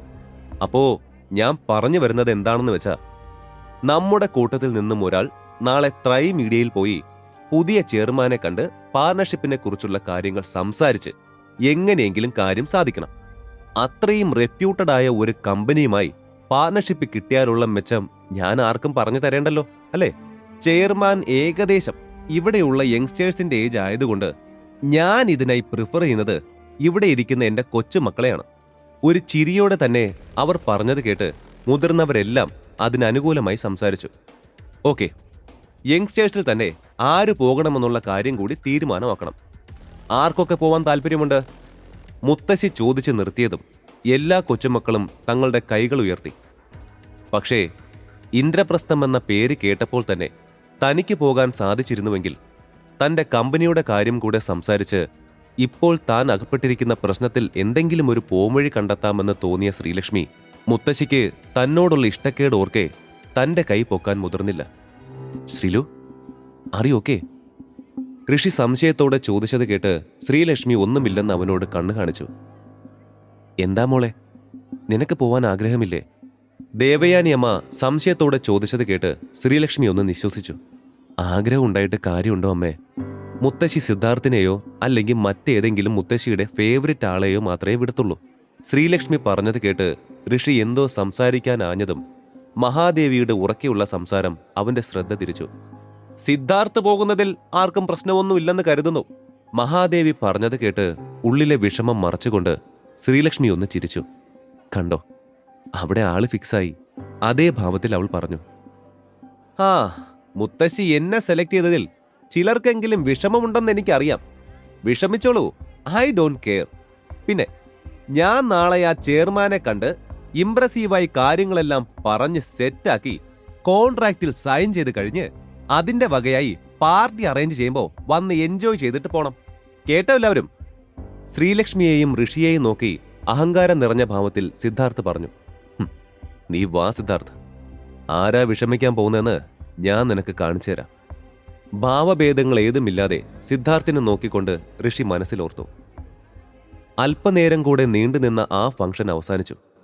വീട്ടിലെത്തിയപ്പോഴും ആകെ വിഷമിച്ചിരിക്കുന്ന ശ്രീലക്ഷ്മിയെ കണ്ട് ഋഷിക്കാകെ സങ്കടം വന്നിരുന്നു. എന്താ ശ്രീലു, എന്താ താനിങ്ങനെ സങ്കടപ്പെട്ടിരിക്കുന്നെ? ട്രൈ മീഡിയയിലേക്ക് തനിക്ക് പോകാൻ ചാൻസ് കിട്ടിയില്ലല്ലോ എന്നോർത്തുള്ള സങ്കടമാണോ? ദേ നോക്ക്, താൻ പോവാതെ ആ കോൺട്രാക്ട് ശരിയാവില്ല. ഇതെന്റെ വാക്കാ. സംശയമുണ്ടെങ്കിൽ നോക്കിക്കോ, തോറ്റു തുന്നം പാടിക്കൊണ്ട് വരും തന്റെ മുത്തശ്ശിയുടെ പൊന്നോമന പേരക്കുട്ടി. ഋഷി പറഞ്ഞത് കേട്ട് ശ്രീലക്ഷ്മി ഒന്ന് ചിരിച്ചു. സിറ്റിയിലെ വലിയ വിശാലമായ ബിൽഡിങ്ങുകളിൽ ഒന്നായിരുന്നു ട്രൈ മീഡിയ. തൽക്കാലത്തെ ആവശ്യത്തിന് വാങ്ങിയ തന്റെ ഇലക്ട്രിക് ബൈക്കിൽ കാഷ്വൽ ഡ്രസ്സിലായിരുന്നു ഋഷി തന്റെ ഫസ്റ്റ് ഡേ തന്നെ അങ്ങോട്ട് പോയത്. എത്ര ലക്ഷറീസ് ആയ കാറും നിഷ്പ്രയാസം വാങ്ങാനുള്ള പണം കയ്യിലുണ്ടായിരുന്നിട്ടും ശ്രീലക്ഷ്മിക്കും ദേവയാനി അമ്മയ്ക്കും സംശയം തോന്നാതിരിക്കാൻ വേണ്ടിയായിരുന്നു ഋഷി ഇലക്ട്രിക് ബൈക്ക് വാങ്ങിയത്. ആ ചെറിയച്ച, ഞാൻ അവിടെ എത്തി. ആ, അങ്ങനെ ചെയ്യാം. പാർക്കിങ്ങിൽ ഒഴിഞ്ഞ ഭാഗത്ത് തന്റെ ബൈക്ക് പാർക്ക് ചെയ്ത് തന്നെ ഫോണിൽ വിളിച്ച പ്രദീപിനോട് മറുപടി പറഞ്ഞുകൊണ്ട് ഋഷി വണ്ടിയിൽ നിന്നും ഇറങ്ങാൻ തുടങ്ങിയപ്പോഴായിരുന്നു ഹോൺ പോലും അടിക്കാതെ ചീറിപ്പാഞ്ഞുകൊണ്ട് ഒരു BMW അങ്ങോട്ട് വന്നത്. ആ കാർ നേരെ തന്റെ ബൈക്കിനടുത്തേക്ക് വരുന്നത് കണ്ട് പെട്ടെന്ന് തന്നെ ബൈക്കിൽ നിന്നും ചാടി മാറിക്കൊണ്ട് ഋഷി ഉറക്കെ ശബ്ദിച്ചെങ്കിലും ഋഷിയുടെ ഇലക്ട്രിക് ബൈക്ക് ഇടിച്ച് തെറിപ്പിച്ചുകൊണ്ട് ആ കാർ ഋഷിക്ക് മുൻപിൽ വന്നു നിന്നു. എവിടെ നോക്കിയാടാ വണ്ടി ഓടിക്കുന്നോ? മനുഷ്യനെ കൊല്ലാനായിട്ട് വന്നാണോ? ദേഷ്യത്തോടെ അതും പറഞ്ഞ് ഋഷി ആ കാറിന് നേരെ തിരിഞ്ഞപ്പോഴാണ് ഡോർ തുറന്ന് വെളിയിലേക്ക് ഇറങ്ങിയ ആളെ കണ്ടത്. അഞ്ജലി. കൂളിംഗ് ഗ്ലാസ് ഊരി മാറ്റി തന്നെ അതിശയത്തോടെ നോക്കുന്ന അവളെ നോക്കി ഋഷി അറിയാതെ തന്നെ പറഞ്ഞുപോയി. ഋഷിൻ, നീ എന്താ ഇവിടെ? And what have you done to my new BMW? അവനെ പെട്ടെന്ന് കണ്ട ആശ്ചര്യം മാറിയതും അഞ്ജലി ചോദിച്ചത് കേട്ട് ഋഷി അവളെ ഒന്ന് നോക്കി. എന്ത്? നിന്റെ കാർ ഞാൻ എന്ത് ചെയ്തെന്ന്? ഋഷി ദേഷ്യം നിറഞ്ഞ ശബ്ദത്തിൽ ചോദിച്ചത് കേട്ട് അഞ്ജലി തന്റെ കാറിന്റെ സൈഡിൽ ഋഷിയുടെ ബൈക്ക് ഉരഞ്ഞ് പെയിന്റ് പോയത് കാണിച്ചു കൊടുത്തു. ഇവിടെ ജസ്റ്റ് ഒരു സെക്യൂരിറ്റി ജോബിന് വന്ന നീ ഇവിടത്തെ കോൺട്രാക്റ്റിൽ സൈൻ ചെയ്യാൻ വന്ന ഒരു സെലിബ്രിറ്റിയായ എന്റെ കാറിൽ ഈ കാണിച്ച് വെച്ചേക്കുന്ന തോന്നിവാസത്തിന് എന്ത് നഷ്ടപരിഹാരം തരാൻ പോകുന്ന? ഇതെന്താ വെള്ളരിക്ക പട്ടണോ? നീ എന്റെ വണ്ടി ഇടിച്ച് തെറിപ്പിച്ചിട്ട് നിനക്ക് ഞാൻ എന്താ നഷ്ടപരിഹാരം തരാൻ പോണേന്നോ? ഋഷി അതേ ദേഷ്യത്തിൽ അവളെ നോക്കി ചോദിച്ചു. ഏയ് എന്താ പ്രശ്നം? തനിക്ക് മുൻപിലുണ്ടായിരുന്നവരെ വകഞ്ഞു മാറ്റി വന്ന ആ പുതുമുഖം അതും പറഞ്ഞ് നേരെ നോക്കിയത് അഞ്ജലിയുടെ മുഖത്തേക്കായിരുന്നു. ഓ അഞ്ജലി മാം, താങ്കളായിരുന്നോ? അയാൾ ഋഷിക്ക് നേരെ തിരിഞ്ഞു. ഓഹോ, ഏതാ നീ? അഞ്ജലി മാഡത്തിനെ ബുദ്ധിമുട്ടാക്കുന്ന വിധം എന്താ നീ ഇവിടെ ചെയ്തത്? എന്താ ഞാൻ ചോദിച്ചത് കേട്ടില്ലെന്നുണ്ടോ? ഏതാ നീ? കേശവ് ദേഷ്യത്തിൽ വീണ്ടും ചോദിച്ചു. ഞാൻ ആരാണെന്ന് നിന്നെ ഒന്നും ബോധിപ്പിക്കേണ്ട കാര്യം എനിക്കില്ല. അവന്റെ ആ ഡൂക്കിലി സ്കൂട്ടി എന്റെ ഈ ന്യൂ BMW ഇടിച്ച് എന്റെ കാറിനിപ്പോ എന്തുമാത്രം ഡാമേജാ വരുത്തിയെന്ന് നോക്കിക്കേ. ഇവിടെ സെക്യൂരിറ്റിയായി ജോലി ചെയ്യാമെന്ന സ്വപ്നം നീ ഏതായാലും അങ്ങ് മറന്നേക്ക്. ഇവിടെ നിന്നെ ആവശ്യമില്ല. ഇതുപോലെ യൂസ്ലെസ് ആയ കഴുതകളെയൊന്നും ട്രൈ മീഡിയയിൽ ഒരു ദിവസം പോയിട്ട് ഒരു നിമിഷം വഴിക്കാൻ ഞാൻ ഉദ്ദേശിച്ചിട്ടില്ല. അതിന് നീ ഇവിടുത്തെ പ്രൊഡക്ഷൻ അസിസ്റ്റന്റ് അല്ലേ, അല്ലാതെ ചെയർമാനൊന്നും അല്ലല്ലോ. പെട്ടെന്ന് തന്റെ ഫോൺ എടുത്ത് അവളുടെ ആന്റി റോഷ്നിയുടെ നമ്പറിലേക്ക് ഡയൽ ചെയ്തു. തുടർന്ന് അല്പസമയത്തിനുള്ളിൽ തന്നെ റോഷ്നിയും അവിടേക്ക് എത്തിയിരുന്നു. Who the hell is he? Roshni ഉറക്കെ ചോദിച്ചത് കേട്ട് ഋഷി അവരുടെ ID കാർഡിലേക്ക് നോട്ടം പായിച്ചു. Roshni Robin, department manager. അവരുടെ ID കാർഡ് നോക്കി ഋഷി മനസ്സിൽ പറഞ്ഞു. ദേ ഇവനാ ആന്റി. ഋഷിയെ ചൂണ്ടിക്കൊണ്ട് അഞ്ജലി പറഞ്ഞതും റോഷ്നി അവന്റെ അടുത്തേക്ക് ദേഷ്യത്തോടെ നടന്നെടുത്തു. തെറ്റ് ചെയ്താൽ ക്ഷമ പറയാൻ നിനക്കെന്താ ഇത്രയും മടി? ഋഷിയെ നോക്കി അവർ ചോദിച്ചു. അത് നിങ്ങളുടെ അനന്തരവളോട് ചോദിക്കും മിസ്. ഇങ്ങോട്ട് വന്ന് എന്റെ ബൈക്ക് ഇടിച്ച് തെറിപ്പിച്ച് എന്നെ കൊല്ലാൻ ശ്രമിച്ചത് അവളാണ്. തക്ക സമയത്ത് ഞാൻ വണ്ടിയിൽ നിന്നെടുത്ത് ചാടിയിരുന്നില്ലെങ്കിൽ എന്താകരുതെന്നോ? ഋഷി കൈ മാറിൽ പിണച്ചു കെട്ടിക്കൊണ്ട് ഗൗരവത്തിൽ ചോദിച്ചത് കേട്ട് റോഷ്നി അവനെ നോക്കി പുച്ഛിച്ചു. എന്റെ അഞ്ജലി ഒരിക്കലും അങ്ങനെയൊന്നും ചെയ്യില്ല. ഞാൻ ആരാന്ന് നിനക്കറിയില്ല. ഞാനൊന്ന് വിളിച്ചാ ഈ നിമിഷം നിന്നെ പോലീസുകാരെ ഒന്ന് തൂക്കി എടുത്തോണ്ട് പോയി ഇടിച്ച് ഇഞ്ച പരുവാക്കും. അത് വേണ്ടാന്നുണ്ടെങ്കിൽ മര്യാദയ്ക്ക് ഞാൻ പറയുന്നത് കേട്ട് എന്റെ മോളോടും എന്നോടും സോറി പറഞ്ഞ് വേഗം സ്ഥലം വിടാൻ നോക്ക്. ഋഷിയെ നോക്കി അവർ പറഞ്ഞത് കേട്ട് ഋഷി ഒന്ന് നിശ്വസിച്ചു. ഓക്കെ, അങ്ങനെയാണെങ്കിൽ you can call the police. അവര് വന്നിട്ട് നമുക്ക് തീരുമാനിക്കാം. ഇടിച്ച് ഇഞ്ചപ്പരവും ആക്കേണ്ടത് കൊലപാതക ശ്രമം നടത്തിയ നിങ്ങളുടെ മോളെയാണോ അതോ എന്നെയാണോന്ന്. ഋഷി ഗൗരവത്തിൽ പറഞ്ഞു നിർത്തിയതും അഞ്ജലിയുടെ മുഖത്തൊരു ചെറിയ ഭയം നിഴലിച്ചിരുന്നു. എന്നാ അങ്ങനെ ചെയ്യാം. പോലീസുകാരുടെ ഇടികൊള്ളാൻ നിനക്ക് അത്രയും ആഗ്രഹമാണെന്നുണ്ടെങ്കിൽ ഞാൻ അതിനെതിരെ നിൽക്കുന്നില്ല. ഋഷിയെ നോക്കി പുച്ഛത്തോടെ അതും പറഞ്ഞ് അവർ ബാഗിൽ നിന്നും തന്റെ ഫോൺ എടുക്കാനായി ആഞ്ഞതും അഞ്ജലി അവരെ തടഞ്ഞിരുന്നു. അമ്മയി വേണ്ട, ഇവനെക്കൊണ്ട് നമുക്ക് തന്നെ സോറി പറയിക്കാവുന്നതേ ഉള്ളൂ. അഞ്ജലി ഉള്ളിലെ ഭയമൊന്നും പുറത്ത് കാണിക്കാതെ പെട്ടെന്ന് പറഞ്ഞത് കേട്ട് റോഷ്നി അവളെ നോക്കി. നീ പേടിക്കാതെ മോളെ, ഇവന്റെ അഹങ്കാരത്തിന് പോലീസുകാരുടെ അടുത്ത് നിന്നും 2 എണ്ണം കിട്ടിയാലേ പഠിക്കൂ. ഋഷിയുടെ മുഖത്തേക്ക് നോക്കി അവരത് പറഞ്ഞ് തിരിയാനാഞ്ഞതും പെട്ടെന്ന് ഒരു മെഴ്സിഡസ് ബെൻസ് കാറ് വരുന്നത് കണ്ട് അവരാകെ നിശബ്ദയായിപ്പോയി. പെട്ടെന്നുള്ള അവരുടെ ഭാവമാറ്റം കണ്ട് ഋഷി കാര്യം മനസ്സിലാവാതെ റോഷ്നിയുടെയും മറ്റുള്ളവരുടെയും ദൃഷ്ടി പോകുന്നിടത്തേക്ക് നോക്കി. കാര്യം മനസ്സിലാവാതെ നിന്ന ഋഷിക്ക് മുൻപിൽ ആ കാറ് വന്നു നിന്നു. കാറിൽ നിന്നും ഇറങ്ങിയ ഒഫീഷ്യൽ ഡ്രസ്സിലുള്ള സുന്ദരിയായ ഒരു പെൺകുട്ടി ഋഷിക്കരികിലേക്ക് നടന്നു വന്ന് ഷേക്ക് ഹാൻഡിനായി അവന് നേരെ കൈനീട്ടി. ഗുഡ് മോർണിംഗ് സർ, ലേറ്റ് ആയതിന് സോറി. സാറിന് ട്രൈമ്യൂഡിയുടെ കറന്റ് സ്റ്റാറ്റസിനെ പറ്റി ഒരു ക്ലിയർ ഇമേജ് കിട്ടാൻ വേണ്ടി ഒരു ഫയൽ പ്രിപ്പയർ ചെയ്യുന്നതിന്റെ ചെറിയൊരു തിരക്കിൽ പെട്ടുപോയി. Really sorry. ഏകദേശം കാര്യം പിടികിട്ടിയ ഋഷി അവൾ നീട്ടിയ കയ്യിൽ തന്റെ കൈ ചേർത്ത് ഷേക്ക് ഹാൻഡ് കൊടുത്തതും അവൾ ഒരു ചെറിയ കുറ്റബോധത്തോടെ പറഞ്ഞു. Hey no, it's okay. തന്റെ പേര് നിഹാരിക മഹാദേവൻ എന്നായിരുന്നില്ലേ? ഇന്നലെ ചെറിയച്ചൻ വിളിച്ചറിയിച്ച തന്റെ പേഴ്സണൽ അസിസ്റ്റന്റ് നിഹാരികയാണെന്ന് ഉറപ്പുവരുത്താൻ എന്ന പോലെ ഋഷി ചോദിച്ചു. അതെ സർ, ചിരിയോടെ നിഹാരിക മറുപടി പറഞ്ഞു. അത് കഴിഞ്ഞാണ് കാര്യം മനസ്സിലാവാതെ തങ്ങളെ നോക്കി നിൽക്കുന്ന മറ്റ് എംപ്ലോയീസിനെയും കൂടെയുള്ള അഞ്ജലിയെയും അവൾ ശ്രദ്ധിക്കുന്നത്. Hey, what you guys are doing here? And Roshni, പുതിയ ചെയർമാനെ സ്വീകരിക്കാമെന്ന് പറഞ്ഞിട്ട് എവിടെ സ്വീകരണം? റോഷ്നിയെ നോക്കി നിഹാരിക സംശയത്തോടെ ചോദിച്ചു. അതിന് ചെയർമാൻ വന്നില്ലല്ലോ. വരുമ്പോ സ്വീകരിച്ച പോരെ മാം. റോഷ്നി ചോദിച്ചു നിർത്തിയതും അവിശ്വസനീയമായ ഭാവത്തിൽ നിഹാരിക അവരെ നോക്കി. അപ്പൊ പിന്നെ ഇതാരാ? ഋഷിയെ ചൂണ്ടി അതേ ഭാവത്തിൽ നിഹാരിക ചോദിച്ചത് കേട്ട് അവിടെ കൂടിയിരുന്ന എല്ലാവരും അമ്പരന്നു. ഇതോ പുതിയ ചെയർമാൻ? അറിയൂ ഷുവർ നിഹാരിക മാം. കാര്യം ഒട്ടും വിശ്വസിക്കാനാവാത്ത പോലെ റോഷ്നി ചോദിച്ചത് കേട്ട് നിഹാരിക തന്റെ കയ്യിലുണ്ടായിരുന്ന ഫയൽസിൽ നിന്നും ഒരെണ്ണം അവർക്ക് നേരെ തിരിച്ചു തുറന്നു. ത്രൈ മീഡിയയുടെ 5th ചെയർമാന്റെ, അതായത് നിലവിലെ ചെയർമാനായ ഇദ്ദേഹത്തിന്റെ ഫോട്ടോ ആൻഡ് അതർ ഡീറ്റെയിൽസ് അവർക്കു മുമ്പിൽ തുറന്നുവെച്ച ഫയൽ നോക്കാതെ തന്നെ നിഹാരിക പറഞ്ഞത് കേട്ട് എല്ലാവരും അത്ഭുതത്തോടെ നോക്കി. ബ്ലാക്ക് സ്യൂട്ട് ധരിച്ച് കുറച്ച് വർഷങ്ങൾക്ക് മുമ്പെടുത്ത ഋഷിയുടെ ഫോട്ടോയിലേക്ക് നോക്കി അഞ്ജലി ഒന്ന് ചിരിച്ചു. ഇതിവനല്ല, ഇതിലേ കാണുന്നയാൾ എന്തുമാത്രം യങ്ങാണ്, ഹാൻസം ആണെന്നൊന്ന് നോക്കിക്കേ. അൺലൈക്ക് ഋഷിയെ നോക്കി അവൾ പറഞ്ഞു തീർന്നപ്പോഴാണ് റോഷ്നി അഞ്ജലിയെ ചെയർമാന്റെ പേരും വിവരങ്ങളും കാണിച്ചു കൊടുക്കുന്നത്. വലിയ കറുത്ത അക്ഷരത്തിൽ ഋഷിൻ പ്രതാപ് എന്ന് എഴുതിയിരിക്കുന്നത് കണ്ടതും അഞ്ജലി ആകെ ഞെട്ടിക്കൊണ്ട് ഋഷിയെ നോക്കി. ഇത്രയും മോശം സ്റ്റാഫിനെ ഇവിടെ നിലനിർത്തേണ്ട ആവശ്യമുണ്ടോ നിഹാരിക? റോഷ്നിയെ നോക്കിക്കൊണ്ട് ഋഷി ചോദിച്ചു. സാറ് മോശമെന്ന് ഫീൽ ചെയ്യുന്ന എംപ്ലോയീസിന്റെ ലിസ്റ്റ് തരു sir. Will fire them as soon as possible. ഋഷിയോട് നിഹാരിക പറഞ്ഞു നിർത്തിയതും റോഷ്നി അവനരികിലേക്ക് ഓടി വന്നു. Sir, we are really sorry sir. അറിയാതെ പറ്റിപ്പോയതാ. ഇതിന് പ്രായശ്ചിത്തമായി എന്ത് വേണമെങ്കിലും ചെയ്യാൻ ഞാൻ തയ്യാറാണ് സാർ. ഋഷിയെ നോക്കി അവർ കെഞ്ചിയത് കേട്ട് ഋഷി ഒന്ന് പുഞ്ചിരിച്ചു. ഇനി സെലിബ്രിറ്റി മാഡത്തിന്റെ ആന്റിയുടെ ഭാഗത്തുനിന്ന് ഒരു മോശം അനുഭവം ഉണ്ടായെന്ന് ഏതെങ്കിലും സ്റ്റാഫിന്റെ ഭാഗത്തു നിന്നും പരാതി കിട്ടിയാൽ നിങ്ങളുടെ പ്ലേസ് ത്രൈ മീഡിയയ്ക്ക് പുറത്തായിരിക്കും. ആൻഡ് മിസ്റ്റർ കേശവ് രവി, റിസപ്ഷനിൽ പോയി നിങ്ങളുടെ സാലറി ബാക്കിയുള്ളത് വാങ്ങി എത്രയും വേഗം ത്രൈ മീഡിയ വിടേണ്ട കാര്യങ്ങൾ നോക്കിക്കോളൂ.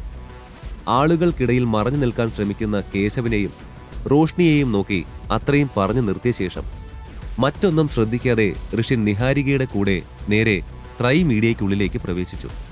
തങ്ങളുടെ പുതിയ ചെയർമാനെ കണ്ട് എല്ലാ എംപ്ലോയീസും ഭവ്യതയോടെ അവനെ വിഷ് ചെയ്യുമ്പോൾ അവന്റെ സിമ്പിൾ ലുക്ക് കണ്ട് തെല്ലൊരത്ഭുതം അവരുടെ ഉള്ളിൽ നിറഞ്ഞിരുന്നു. സർ, തന്റെ ഓഫീസ് റൂമിൽ വന്നിരുന്ന നിഹാരിക തന്ന ഫയൽസ് ശ്രദ്ധയോടെ നോക്കുമ്പോൾ റോഷ്നിയുടെ ശബ്ദം കേട്ട് ഋഷി തന്റെ മുൻപിലെ ഫയലിൽ നിന്നും തലയുയർത്തി ഡോറിനടുത്തേക്ക് നോക്കി. റോഷ്നിയുടെ കൂടെ നിൽക്കുന്ന അഞ്ജലിയെ കണ്ടതും കാര്യം മനസ്സിലായ പോലെ ഋഷി അവരോട് അകത്തേക്ക് വരാൻ ആംഗ്യം കാണിച്ചു. അവരുള്ളിൽ കയറിയതും പിന്നാലെ നിഹാരികയും വന്നിരുന്നു. സർ, വർമാസ് കമ്പനിയുടെ റെപ്രസെന്റേറ്റീവ് മിസ്റ്റർ സിദ്ധാർത്ഥ് എന്തോ പാർട്ണർഷിപ്പിന്റെ കാര്യം സംസാരിക്കാൻ താങ്കളെ കാണണമെന്ന് പറഞ്ഞ് പുറത്ത് വെയിറ്റ് ചെയ്യുന്നുണ്ട്. ഋഷിയെ നോക്കി സംശയഭാവത്തിൽ നിഹാരിക പറഞ്ഞു. അത് കേട്ടതും ഋഷിൻ ഗൂഢമായൊന്ന് ചിരിച്ചു. അവന്റെ ആ തിരുമോന്ത കാണാൻ എനിക്ക് താല്പര്യമില്ല എന്ന് ഞാൻ പറഞ്ഞതായി പറഞ്ഞേക്ക് അവനോട്. ഞാൻ പറഞ്ഞ പോലെ തന്നെ അവനോട് പറയണം കേട്ടോ നിഹാരിക. ഋഷി ചിരിച്ചുകൊണ്ട് പറഞ്ഞത് കേട്ട് നിഹാരിക തലയാട്ടിക്കൊണ്ട് നേരെ അവിടെ നിന്ന് വെളിയിലിറങ്ങി. ആ സമയം ത്രൈ മീഡിയയുടെ പുതിയ ചെയർമാൻ ആരാണെന്ന് അറിയാതെ ഓഫീസ് മുറിക്ക് പുറത്ത് സിദ്ധാർത്ഥ് കാത്തു നിൽക്കുന്നുണ്ടായിരുന്നു. അവിടെ കാത്തിരുന്ന സിദ്ധാർത്ഥിനോടായി ഋഷിൻ പറഞ്ഞത് അറിയിച്ചതും അവന്റെ മുഖം ദേഷ്യത്താൽ ചുവന്നു. റിയലി? അയാൾ അങ്ങനെ പറഞ്ഞോ? എല്ലാം പറഞ്ഞ് ശരിയാക്കി ത്രൈ മീഡിയയുമായുള്ള കോൺട്രാക്റ്റിൽ സൈൻ ചെയ്ത ശേഷം മുത്തശ്ശിയുടെ അടുത്ത് പോയി അഭിമാനത്തോടെ അത് പറഞ്ഞ് അവരെ കൊണ്ട് വാങ്ങിപ്പിക്കേണ്ട സ്പോർട്സ് കാറും സ്വപ്നം കണ്ടുകൊണ്ടിരുന്ന സിദ്ധാർത്ഥ് തന്റെ മുൻപിൽ വന്ന് നിഹാരിക പറഞ്ഞതോർത്ത് ദേഷ്യവും അത്ഭുതവും നിറഞ്ഞ ഭാവത്തിൽ ചോദിച്ചതിന് മറുപടി എന്നോണം അവൾ തലയാട്ടി. Dam it! അവൻ ആരാന്ന് അവന്റെ വിചാരം? ഞാൻ ആരാണെന്ന് അവന് കാണിച്ചു കൊടുത്തോളാം. ദേഷ്യത്താൽ പിറുപിറുത്ത് കൊണ്ടുപോകുന്ന സിദ്ധാർത്ഥിനെ അവിടെ ഉണ്ടായിരുന്ന സ്റ്റാഫ് എല്ലാവരും നോക്കി. അതേ ദൃശ്യം തന്റെ ഓഫീസിലെ CCTV വഴി കണ്ട ഋഷി ചിരിച്ചു പോയിരുന്നു. ഇപ്പോ കളി തുടങ്ങി സിദ്ധാർത്ഥ. നീ ഇനിയും ഒരുപാട് കാണാനുണ്ട്. നീ എന്റെ ശ്രീലുവിനെ അപമാനിക്കാൻ നോക്കിയില്ലേ? നീ അനുഭവിക്കും. Karma has no menu. You get served what you deserve. Siddharth പോയ വഴിയെ നോക്കി മന്ത്രിച്ചുകൊണ്ട് ഋഷി തനിക്ക് മുൻപിൽ അന്തം വിട്ടു നിൽക്കുന്ന അഞ്ജലിക്കും അവളുടെ ആന്റി റോഷ്നിക്കും നേരെ തിരിഞ്ഞു. എന്തേ? ഋഷി റോഷ്നിയെ നോക്കി ചോദിച്ചത് കേട്ട് അത് സർ, ഇവൾക്ക് സൈൻ ചെയ്യേണ്ട ഡോക്യുമെന്റ്സ് തപ്പിത്തടഞ്ഞുകൊണ്ട് റോഷ്നി ചോദിച്ചത് കേട്ട് ഋഷി പുരികമുയർത്തി അവരെ നോക്കി. ഇവൾക്ക് സൈൻ ചെയ്യേണ്ട എന്ത് ഡോക്യുമെന്റ്സ്? വ്യക്തമായി പറയൂ മിസ് റോഷ്നി. ഋഷി, ഞാനിവിടെ വന്ന കാര്യം അഞ്ജലി പറഞ്ഞു തുടങ്ങിയതും ഋഷി ചേറിൽ നിന്നും ഉയർന്നിരുന്ന് അവിശ്വാസഭാവത്തിൽ അഞ്ജലിയെ നോക്കി. തനിക്ക് ഞാനെപ്പോഴും എന്റെ പേര് വിളിക്കാൻ അധികാരം തന്നത്? ഋഷി ചോദിച്ചത് കേട്ട് അഞ്ജലി വല്ലാതെ, firstly call me sir, after that we will discuss about the contract. Rishi serious ഭാവത്തിൽ അത്രയും പറഞ്ഞുകൊണ്ട് തന്റെ ജോലികളിലേക്ക് തന്നെ തിരിഞ്ഞു. ഒട്ടും വൈകാതെ തന്നെ സിദ്ധാർത്ഥിനെ ട്രൈ മീഡിയയുടെ ചെയർമാൻ കാണാൻ പോലും അവസരം നൽകിയില്ലെന്ന കാര്യം മഹാദേവി അറിഞ്ഞിരുന്നു. ആകെ ആശയക്കുഴപ്പത്തിലായി പോയ അവർ എല്ലാ കുടുംബാംഗങ്ങളെയും വിളിച്ചു ചേർത്ത് അടിയന്തരമായൊരു ചർച്ച നടത്തി. എന്നെ ഒന്ന് കാണാൻ പോലും കൂട്ടാക്കിയില്ല മുത്തശ്ശി. അവൻ തിരുമോന്ത കാണണ്ട എന്നാ അവൻ പറഞ്ഞത്. അവൻ എന്നെ വല്ലാതെ അപമാനിച്ചു. How dare he was. ദേഷ്യത്തോടെ സിദ്ധാർത്ഥ് പറഞ്ഞത് കേട്ട് മുത്തശ്ശി കരുതലോടെ അവന്റെ തലയിൽ ഒഴിഞ്ഞു. ട്രൈ മീഡിയ തങ്ങളുടെ വർമാസ് കമ്പനി വെച്ച് താരതമ്യം ചെയ്യുമ്പോൾ അത്രയും ഉയർന്ന നിലയിലായതുകൊണ്ട് സിദ്ധാർത്ഥിനെ കാണാൻ അവസരം നൽകാതിരുന്നതിലുള്ള കാരണം പോലും ചോദിക്കാനുള്ള ധൈര്യമോ അധികാരമോ ഇല്ലാത്ത ദുഃഖത്തിലായിരുന്നു മുത്തശ്ശി. അതുപോട്ടെ, ഇപ്പോ നമ്മുടെ പ്രധാന പ്രശ്നം അതൊന്നുമല്ല. നമ്മുടെ കമ്പനിയെ റെപ്രസെന്റ് ചെയ്ത് പോയ സിദ്ധുവിനെ ട്രൈ മീഡിയയുടെ ചെയർമാൻ അപമാനിച്ച കാര്യം പുറത്തറിഞ്ഞാൽ വർമാസിന്റെ ഉള്ള ഇമേജ് കൂടി പോവും. ബാക്കി കാര്യം പിന്നെ ഞാൻ പറയണ്ടല്ലോ. അതുകൊണ്ട് ഈ കാര്യം മറ്റുള്ളവർ അറിയും മുമ്പേ നമ്മുടെ തന്നെ ഒരു റെപ്രസെന്റേറ്റീവ് അവിടെ പോയി ഈ കാര്യം ഒന്ന് ശരിയാക്കണം. അപ്പോ ആരാ പോവാൻ തയ്യാറായിട്ടുള്ളത്? മുത്തശ്ശി അവിടെ കൂടിയിരുന്ന എല്ലാവരെയും നോക്കി ചോദിച്ചതും ആരും കൈപൊക്കാൻ പോയിട്ട് മുത്തശ്ശിയെ നോക്കാൻ പോലും തയ്യാറായിട്ട്. അപ്പോഴാണ് ഒരു സൈഡിലിരുന്ന് സ്വന്തം കമ്പനിയുടെ കാര്യവും ഇപ്പോ നടന്ന സംഭവം എല്ലാം ഓർത്ത് ആകെ ടെൻഷൻ അടിച്ച് നിൽക്കുന്ന ശ്രീലക്ഷ്മിയെ സിദ്ധാർത്ഥ് കാണുന്നത്. അവളെ കണ്ടതും എന്തോ കുരുട്ടുബുദ്ധി തലയിൽ ഉദിച്ച പോലെ സിദ്ധാർത്ഥ് മുത്തശ്ശിയെ നോക്കി. മുത്തശ്ശി, ഇവിടെ ഇപ്പോ ഞാൻ കഴിഞ്ഞാൽ ഇതൊക്കെ ചെയ്യാൻ കഴിവുള്ളത് ശ്രീലക്ഷ്മിക്കാ. എത്ര ചെറിയ ഏജിലാ അവൾ സ്വന്തമായി ഒരു കമ്പനിയൊക്കെ തുടങ്ങിയത്. അവൾ മിടുക്കിയല്ലേ, അതുകൊണ്ട് അവളെ വിടൂ. സിദ്ധാർത്ഥ് ഗൂഢമായി പുഞ്ചിരിച്ചുകൊണ്ട് പറഞ്ഞത് കേട്ട് ഞെട്ടിപ്പോയിരുന്നു ശ്രീലക്ഷ്മി. ആ, അത് നല്ല ഐഡിയ ആണ്. സിദ്ധാർത്ഥിന്റെ അഭിപ്രായം ശരിവെക്കും പോലെ മുത്തശ്ശി പറഞ്ഞത് കേട്ട് ശ്രീലക്ഷ്മി പോയില്ലെങ്കിൽ ആ കാര്യം തങ്ങളുടെ തലയിൽ വീഴുമെന്ന് തോന്നിപ്പോയ മറ്റുള്ളവരും അതിനെ അനുകൂലിച്ചു. ആ, അപ്പൊ ആർക്കും എതിർപ്പില്ലാത്ത സ്ഥിതിക്ക് ശ്രീലക്ഷ്മിയെ നമുക്ക് നാളെ തന്നെ അങ്ങോട്ട് വിടാമല്ലേ? മുത്തശ്ശി ചോദിച്ചത് കേട്ട് ശ്രീലക്ഷ്മി ഒഴികെ മറ്റെല്ലാവരും തലയാട്ടി. മുത്തശ്ശി, ശ്രീലക്ഷ്മി തന്റെ താല്പര്യമില്ലായ്മ പ്രകടിപ്പിക്കാനായി സംസാരിച്ചു തുടങ്ങിയതും സിദ്ധാർത്ഥ് അവളെ തടഞ്ഞിരുന്നു. എന്താ ശ്രീലക്ഷ്മി, നമ്മുടെ ഫാമിലിക്ക് വേണ്ടി ഇത്ര പോലും ചെയ്യാൻ നിനക്ക് പറ്റില്ലേ? സിദ്ധാർത്ഥിന്റെ ചോദ്യം കേട്ട് അവൾ ഒരു നിമിഷം എന്തു പറയണമെന്ന് പോലും അറിയാതെ അവിടെ ഇരുന്നു പോയി. ഞാൻ അങ്ങനെയല്ല ഉദ്ദേശിച്ചത്. ശ്രീലക്ഷ്മി തന്റെ ഭാഗം ക്ലിയർ ചെയ്യാനായി പറഞ്ഞു തുടങ്ങിയെങ്കിലും മുത്തശ്ശി അത് കേൾക്കാൻ തയ്യാറല്ലാത്ത പോലെ കൈപൊക്കി അവളെ തടഞ്ഞു. എന്താ, നീ ചെയ്യില്ലേ? എന്തെങ്കിലും ബുദ്ധിമുട്ടുണ്ടോ? ശ്രീലക്ഷ്മിയെ നോക്കി മുത്തശ്ശി ചോദിച്ചത് കേട്ട് ഉള്ളിലെ ഭയവും അനിഷ്ടവും എല്ലാം മറച്ചുകൊണ്ട് അവൾ തലയാട്ടി. ഞാൻ പൊയ്ക്കോളാം. ഹാ, അങ്ങനെ ചുമ്മാ പോയാൽ മാത്രം പോരാ. എത്ര കഷ്ടപ്പെട്ടാലും ഈ ഡീൽ നീ ശരിയാക്കണം. ഇല്ലെങ്കിൽ നമ്മുടെ വർമാസിന് ഇപ്പോ ഉള്ളതിലും വലിയ പ്രശ്നമാവൂ ഇത്. സിദ്ധാർത്ഥ് ഗൂഢമായ പുഞ്ചിരിയോടെ പറഞ്ഞത് കേൾക്കെ അവൻ മുത്തശ്ശിക്ക് മുന്നിൽ തന്നെ വീണ്ടും മോശക്കാരിയാക്കാൻ ശ്രമിക്കുകയാണെന്ന് ശ്രീലക്ഷ്മിക്ക് തോന്നി. എല്ലാം കഴിഞ്ഞ് വീട്ടിലെത്തിയപ്പോൾ നാളത്തെ ആ മീറ്റിംഗിന്റെ കാര്യത്തിൽ സഹായിക്കാനായി ശ്രീലക്ഷ്മി മീനാക്ഷിയെ വിളിച്ചിരുന്നു. അല്ല, നേരം ഇത്രയായിട്ടും നിന്റെ പതി പരമേശ്വരനെ കണ്ടില്ലല്ലോ ശ്രീ. എവിടെ അവൻ? ഇനി ഇതറിഞ്ഞതുകൊണ്ട് ഇന്ന് ഈ വീട്ടിലേക്ക് കയറില്ലേ? താൻ അവിടെ എത്തി ഇത്ര നേരമായിട്ടും ഋഷിയെ കണ്ടില്ലല്ലോ എന്നോർത്ത മീനാക്ഷി സംശയത്തോടെ തിരക്കി. അറിയില്ല, ഞാൻ ഇന്ന് ഓഫീസിലേക്ക് ഇറങ്ങും മുമ്പേ വീട്ടിൽ നിന്ന് ഇറങ്ങിയിട്ടുണ്ട് ഋഷി. അമ്മയോട് ചോദിച്ചപ്പോ ഉച്ചയ്ക്ക് ഫുഡ് കഴിക്കാൻ പോലും വന്നിട്ടില്ലെന്നാ പറഞ്ഞത്. ഋഷിയെ ഓർത്തുകൊണ്ട് ശ്രീലക്ഷ്മി ഒന്ന് നെടുവീർപ്പിട്ടു. എനിക്ക് നിന്നെ മനസ്സിലാവുന്നില്ല ശ്രീ. ഇത്രയൊക്കെ സ്ട്രഗിൾ ചെയ്ത് നീ എന്തിനാടാ ഈ റിലേഷൻ ഇങ്ങനെ തുടർന്നുകൊണ്ട് പോണത്? നിനക്ക് ഡിവോഴ്സ് വാങ്ങിച്ചൂടെ? ഒന്നിനും കൊള്ളാത്ത അവനെ വിട്ട് നീ നല്ല കാശുള്ള വല്ലവരെയും കെട്ടിയ നിന്റെ ഈ ഫിനാൻഷ്യൽ ഇഷ്യൂസ് എങ്കിലും ഫിക്സ് ചെയ്യാം. ഇനി അതിനെക്കുറിച്ചൊന്നും ചിന്തിക്കാൻ എനിക്ക് വയ്യ മീനാക്ഷി. ഞങ്ങൾ കെട്ടിക്കഴിഞ്ഞതാ, കുഴപ്പമില്ലാതെ ജീവിക്കുന്നുണ്ട്. സോ ഇനി അതിലൊന്നും ചെയ്യാനില്ല. ഇന്നലെ ഋഷി തന്നെ പലരിൽ നിന്നും രക്ഷിച്ചത് ഓർക്കെ ശ്രീലക്ഷ്മി ശാന്തസ്വരത്തിൽ പറഞ്ഞു. ഹലോ മാഡം, ഈ ഡിവോഴ്സ് എന്ന് പറയുന്നത് കെട്ട് കഴിഞ്ഞവർക്ക് പറഞ്ഞിട്ടുള്ളതാ, അല്ലാണ്ട് കെട്ടാൻ പോണവർക്കുള്ളതല്ല. മീനാക്ഷി അത് പറഞ്ഞു നിർത്തിയതും കോളിംഗ് ബെൽ അടിച്ചതും ഒരേ സമയത്തായിരുന്നു. Good evening Sreelu. ഡോർ തുറന്നതും ശ്രീലക്ഷ്മിയെ കണ്ട് ഋഷി പുഞ്ചിരിയോടെ പറഞ്ഞത് കേട്ട് ശ്രീലക്ഷ്മി അവനെ നോക്കിയെന്ന് പുഞ്ചിരിച്ചു. എവിടെയായിരുന്നു ഇത്രയും നേരം?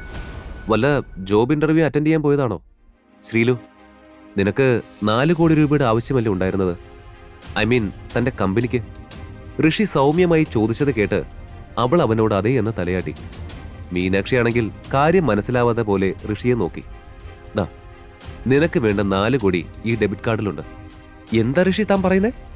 ഈ കാർഡിൽ എന്തുണ്ടെന്ന്? മീനാക്ഷി അവർക്കടുത്തേക്ക് നടന്നുകൊണ്ട് ചോദിച്ചത് കേട്ട് ഋഷി അവളെ നോക്കി. 4 കോടി രൂപയുണ്ടെന്ന്. ഋഷിയുടെ കൂളായ മറുപടി കേട്ട് വീണ്ടും മീനാക്ഷി പൊട്ടിച്ചിരിച്ചു. ശ്രീലക്ഷ്മി അവനെ നോക്കി നിന്നു. എങ്ങനെ പ്രതികരിക്കണമെന്ന് അവൾക്കറിയില്ലായിരുന്നു. ദേ ഋഷി, തമാശയൊക്കെ കൊള്ളാം, പക്ഷേ ആ പാവത്തിന് എങ്ങനെയിട്ട് പൊട്ടം കളിപ്പിക്കുന്നത് തീരെ ശരിയല്ല. അല്ലെങ്കിൽ തന്നെ ആവശ്യത്തിലേറെ പ്രശ്നങ്ങളുണ്ട് അവൾക്ക്. ചിരി നിർത്തിയ മീനാക്ഷി തന്നെ നോക്കി സീരിയസ് ഭാവത്തിൽ പറഞ്ഞത് കേട്ട് സഹി കെട്ടെന്ന പോലെ ഋഷി ഒന്ന് നിശ്വസിച്ചു. Sreelu, I am serious. തനിക്ക് വേണ്ട പണം ഇതിലുണ്ട്. I swear. വെയിറ്റ്, തന്റെ ഫോണിൽ ജിപേ ഇല്ലേ? എന്റെ ഫോൺ നമ്പറും ഇതിലെ അക്കൗണ്ട് നമ്പറും വെച്ച് ലോഗിൻ ചെയ്ത് ബാലൻസ് ചെക്ക് ചെയ്ത് നോക്ക്. ഋഷി ആ കാർഡ് ശ്രീലക്ഷ്മിയുടെ കയ്യിൽ വെച്ചു കൊടുത്ത് പറഞ്ഞത് കേട്ട് ഒരു സെക്കൻഡ് ശ്രീലക്ഷ്മി എന്ത് ചെയ്യണമെന്നറിയാതെ നിന്നുപോയി. ശ്രീലക്ഷ്മി ഋഷിന്റെ കണ്ണുകളിലേക്ക് നോക്കി. സംശയം തോന്നിയെങ്കിലും ഋഷി പറയുന്നത് വിശ്വസിക്കാൻ അവൾ ആഗ്രഹിച്ചു. എന്നാൽ ശരിയായ ജോലിയില്ലാത്ത ഒരാൾ പെട്ടെന്ന് ഒരു ഡെബിറ്റ് കാർഡ് നൽകി അതിൽ 4 കോടി രൂപയുണ്ടെന്ന് പറഞ്ഞാൽ ആർക്കാണ് സംശയം തോന്നാത്തത്? തന്റെ ഫോണിലേക്ക് OTP വന്നിട്ടുണ്ട്, നമ്പർ പറ. ആ ചോദ്യം ഉയർന്നത് മീനാക്ഷിയിൽ നിന്നായിരുന്നു. അവൻ ആ OTP നമ്പർ അവൾക്ക് പറഞ്ഞു കൊടുത്തു. ശേഷം ശ്രീലക്ഷ്മിയുടെ കയ്യിൽ നിന്നും കാർഡ് വാങ്ങി അതിലെ എല്ലാം നോക്കി ജിപേയിലെല്ലാം ഓക്കെ ആക്കി. വാട്ട്? പെട്ടെന്ന് ആശ്ചര്യത്തോടെയുള്ള മീനാക്ഷിയുടെ ശബ്ദം കേട്ട് ശ്രീലക്ഷ്മി കാര്യം മനസ്സിലാവാതെ അവളെ നോക്കി. എന്താ മീനാക്ഷി? വായും പൊത്തി ഫോണിൽ നോക്കി കണ്ണും തള്ളി നിൽക്കുന്ന മീനാക്ഷിയെ നോക്കി ശ്രീലക്ഷ്മി ചോദിച്ചത് കേട്ട് അതേ അത്ഭുതത്തോടെ മീനാക്ഷി തന്റെ കയ്യിലുള്ള ഫോൺ ശ്രീലക്ഷ്മിക്ക് നേരെ നീട്ടി. ശബ്ദം കേട്ട് അപ്പോ അങ്ങോട്ട് വന്ന ദേവയാനി അമ്മയും ശ്രീലക്ഷ്മിയുടെ പിന്നിൽ നിന്ന് മീനാക്ഷിയുടെ ഫോൺ സ്ക്രീനിലേക്ക് നോക്കി. എന്റെ ദൈവമേ, ഇതാരുടെ ബാങ്ക് ബാലൻസാ മോളെ? ദേവയാനി അമ്മ ഞെട്ടൽ വിട്ടു മാറാതെ ചോദിച്ചു. ഋഷിയുടെ. അത്ഭുതം നിറഞ്ഞ ആ സ്വരത്തിൽ ദേവയാനി അമ്മയോട് മറുപടി പറഞ്ഞത് മീനാക്ഷിയായിരുന്നു. ദൈവമേ, ഇത് സ്വപ്നമൊന്നും അല്ലല്ലോ. ഞെട്ടി നിന്ന ദേവയാനി അമ്മ തന്റെ മേൽ തന്നെ നുള്ളിക്കൊണ്ട് ചോദിച്ചു പോയിരുന്നു. ആരാ ഋഷി ഇത്രയും പണം തന്നത്? പെട്ടെന്ന് അവിടെ ശ്രീലക്ഷ്മിയുടെ ചോദ്യം ഉയർന്നു. ഇപ്പൊ പറ, എന്താ സത്യം? തനിക്ക് എവിടുന്ന ഋഷി പെട്ടെന്ന് അത്രയും പണം കിട്ടിയത്? ഋഷിയെ തങ്ങളുടെ റൂമിലേക്ക് വലിച്ചു കൊണ്ടുപോയി ഡോർ ലോക്ക് ചെയ്ത ശേഷം ശ്രീലക്ഷ്മി ചോദിച്ചു. ഹേയ്, എന്താ ശ്രീലു ഇങ്ങനെയൊക്കെ ചോദിക്കുന്ന? താനൊന്ന് കൂളാവാദ്യം. ശ്രീലക്ഷ്മിയെ സമാധാനിപ്പിക്കാൻ എന്ന പോലെ ഋഷി പറഞ്ഞത് കേട്ട് അവളുടെ മുഖത്തൽപ്പം ദേഷ്യം നിഴലിച്ചിരുന്നു. ഞാൻ കൂളാവണമെങ്കിൽ താൻ ഈ പണത്തിന്റെ സോഴ്സ് എന്താന്ന് വെച്ചാ പറ ഋഷി. ദേ നോക്ക്, നിനക്ക് ഞാൻ ആ തന്ന പണത്തിൽ ഒരു തുള്ളി കള്ളം പോലും കലർന്നിട്ടില്ല. നേരായ വഴിയിൽ തന്നെയാണ് ഞാനത് സമ്പാദിച്ചത്. ഋഷി സൗമ്യമായി പറഞ്ഞു നിർത്തിയെങ്കിലും അത് കേട്ടിട്ടും ശ്രീലക്ഷ്മിക്ക് വലിയ ആശ്വാസമൊന്നും തോന്നിയില്ല. വ്യക്തമായി പറ ഋഷി, നമുക്ക് സ്വപ്നം കാണാൻ പറ്റാത്തത്രയും പണം അതൊക്കെ ഇത്രയും പെട്ടെന്ന് നീ എങ്ങനെയാ ഉണ്ടാക്കിയത്? ഓ എന്റെ ശ്രീലു, തനിക്ക് എന്നാടോ എന്നെ വിശ്വാസമില്ലേ? അത് സത്യമായിട്ട് ലീഗലായി ഞാൻ ഏൺ ചെയ്തതാടോ? ഋഷി സീരിയസ് ഭാവത്തിൽ പറഞ്ഞു. അല്ലെന്ന് ഞാൻ പറഞ്ഞില്ല ഋഷി, പക്ഷേ താൻ കാര്യം വ്യക്തമാക്കി പറ. ഇത്ര പെട്ടെന്ന് എവിടുന്ന ഇത്രയും ക്യാഷ്? ശ്രീലക്ഷ്മി വീണ്ടും ആ ചോദ്യം തന്നെ ചോദിച്ചുകൊണ്ടിരിക്കുന്നത് കേട്ട് ഋഷി പുഞ്ചിരിച്ചു. ഓക്കെ, ഞാൻ ക്ലിയർ ആയി പറയാം. ഇത് ലീഗലായിട്ടുള്ള ക്യാഷാണ്. അത് നീയും ഞാനുമാണ് സത്യം. പിന്നെ മറ്റൊരു സത്യം കൂടി പറഞ്ഞു തരാം. ഋഷി കുസൃതിയോടെ പറഞ്ഞത് കേട്ട് ശ്രീലക്ഷ്മി എന്താണെന്ന ഭാവത്തിൽ അവനെ നോക്കി. ഈ ക്യാഷ് എന്റെ മുഴുവൻ ബാങ്ക് ബാലൻസിന്റെ ഒരു അംശം പോലുമില്ല. ലിറ്ററലി ഇപ്പൊ നമ്മൾ റിച്ച് എന്ന് പറഞ്ഞാൽ ഒടുക്കത്തെ റിച്ചാണ്. ഋഷി, കളിയാക്കൽ ഇത്തിരി കൂടുന്നുണ്ട്. പറയണ്ടെങ്കിൽ വേണ്ട, ഞാൻ തന്നെ നിർബന്ധിക്കില്ല. അതിനുവേണ്ടി എന്നെ ഇങ്ങനെ വിഡ്ഢിയാക്കാൻ നോക്കണ്ട. ഇപ്പൊ കാര്യം അത്രയും അത്യാവശ്യം ആയതുകൊണ്ടും ലീഗലായിട്ടുള്ള കാശേ എനിക്ക് തരൂ എന്ന കാര്യത്തിൽ തന്നെ ഞാൻ വിശ്വസിക്കുന്നത് കൊണ്ടും ഞാനിതെടുക്കുക. പക്ഷേ എത്രയും വേഗം തന്നെ തനിക്കിത് ഞാൻ മടക്കി തരും. വേഗമെന്ന് പറഞ്ഞാൽ അല്പം ലേറ്റ് ആയേക്കാം, പക്ഷേ ഞാൻ തിരിച്ചു തരും. ശ്രീലക്ഷ്മി ഗൗരവത്തിൽ പറഞ്ഞത് കേട്ട് ഋഷി ഒന്ന് പുഞ്ചിരിച്ചു. മൈ മണി ഈസ് യോ മണി. അതിനെ തിരിച്ചു തരാനുള്ള കാര്യത്തെപ്പറ്റി താൻ ചിന്തിക്കുക കൂടി വേണ്ട. ഋഷി അതേ ഭാവത്തിൽ തന്നെ ശ്രീലക്ഷ്മിയുടെ കണ്ണിലേക്ക് നോക്കി പറഞ്ഞു നിർത്തി. പണത്തെക്കുറിച്ചുള്ള സംശയം ശ്രീലക്ഷ്മിക്ക് പൂർണ്ണമായി മാറിയില്ലെങ്കിലും ഋഷിയിൽ അവൾക്ക് വിശ്വാസമുണ്ടായിരുന്നു. അവൻ ഇതുവരെ തെറ്റായ ഒരു വഴിയും പണം സമ്പാദിക്കാൻ സ്വീകരിച്ചിട്ടില്ല എന്ന് അവൾക്ക് ഉറപ്പുണ്ടായിരുന്നു. ശ്രീലക്ഷ്മി തന്റെ കയ്യിലെ കാർഡിലേക്ക് നോക്കി ആലോചിച്ചു. ഏയ്, എന്താ മോളെ അവൻ പറഞ്ഞത്? എവിടുന്ന് അവൻ ഇത്രയും പണം കിട്ടിയത്? വല്ല ബാങ്കോ ജ്വല്ലറിയും കൊള്ളയടിച്ചോ ചെറുക്കൻ? ശ്രീലക്ഷ്മി റൂമിന് വെളിയിൽ ഇറങ്ങിയപ്പോഴേക്കും ദേവയാനി അമ്മ അവൾക്കടുത്തേക്ക് വന്ന് ആദിയോടെ തിരക്കിയത് കേട്ട് ശ്രീലക്ഷ്മി അവരെ രൂക്ഷമായി നോക്കി. എന്തു അമ്മ ഈ പറയുന്നേ? ഋഷി അങ്ങനെയൊക്കെ ചെയ്യുന്ന അമ്മയ്ക്ക് തോന്നുന്നുണ്ടോ? ശ്രീലക്ഷ്മിയുടെ മറുചോദ്യം കേട്ട് ദേവയാനി അമ്മ ഇല്ലെന്ന് തല ചലിപ്പിച്ചു. പക്ഷേ ഇത്ര പെട്ടെന്ന്, അതും ഇത്രയും രൂപ, അതെങ്ങനെ അവന് കിട്ടി? ദേവയാനി അമ്മ സംശയം വിടാതെ ചോദിച്ചു. എനിക്കറിയില്ല അമ്മേ. ഋഷി ഒന്നും വിട്ടു പറയുന്നില്ല. ഒന്ന് മാത്രം എനിക്കറിയാം, ഇതവൻ തെറ്റായ രീതിയിൽ സമ്പാദിച്ചതൊന്നുമല്ല. എന്തോ എടുക്കാൻ മറന്ന് റൂമിൽ നിന്ന് ഹാളിലേക്ക് വന്ന ഋഷി ശ്രീലക്ഷ്മിയുടെ ഉറപ്പോടെയുള്ള ഈ വാക്കുകൾ കേട്ട് അവന്റെ മനസ്സിൽ ആകെ വല്ലാത്തൊരു സന്തോഷം തോന്നി. അല്ല, മീനാക്ഷി എന്തിയമ്മേ?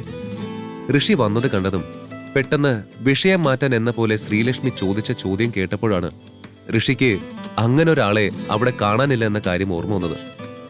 ആ, അവള് പോയി. നീയും ഋഷിയും റൂമിലേക്ക് പോയപ്പോ തന്നെ ബാഗും കാര്യങ്ങളൊക്കെ എടുത്ത് പോകുവാന്ന് പറഞ്ഞു പോയി.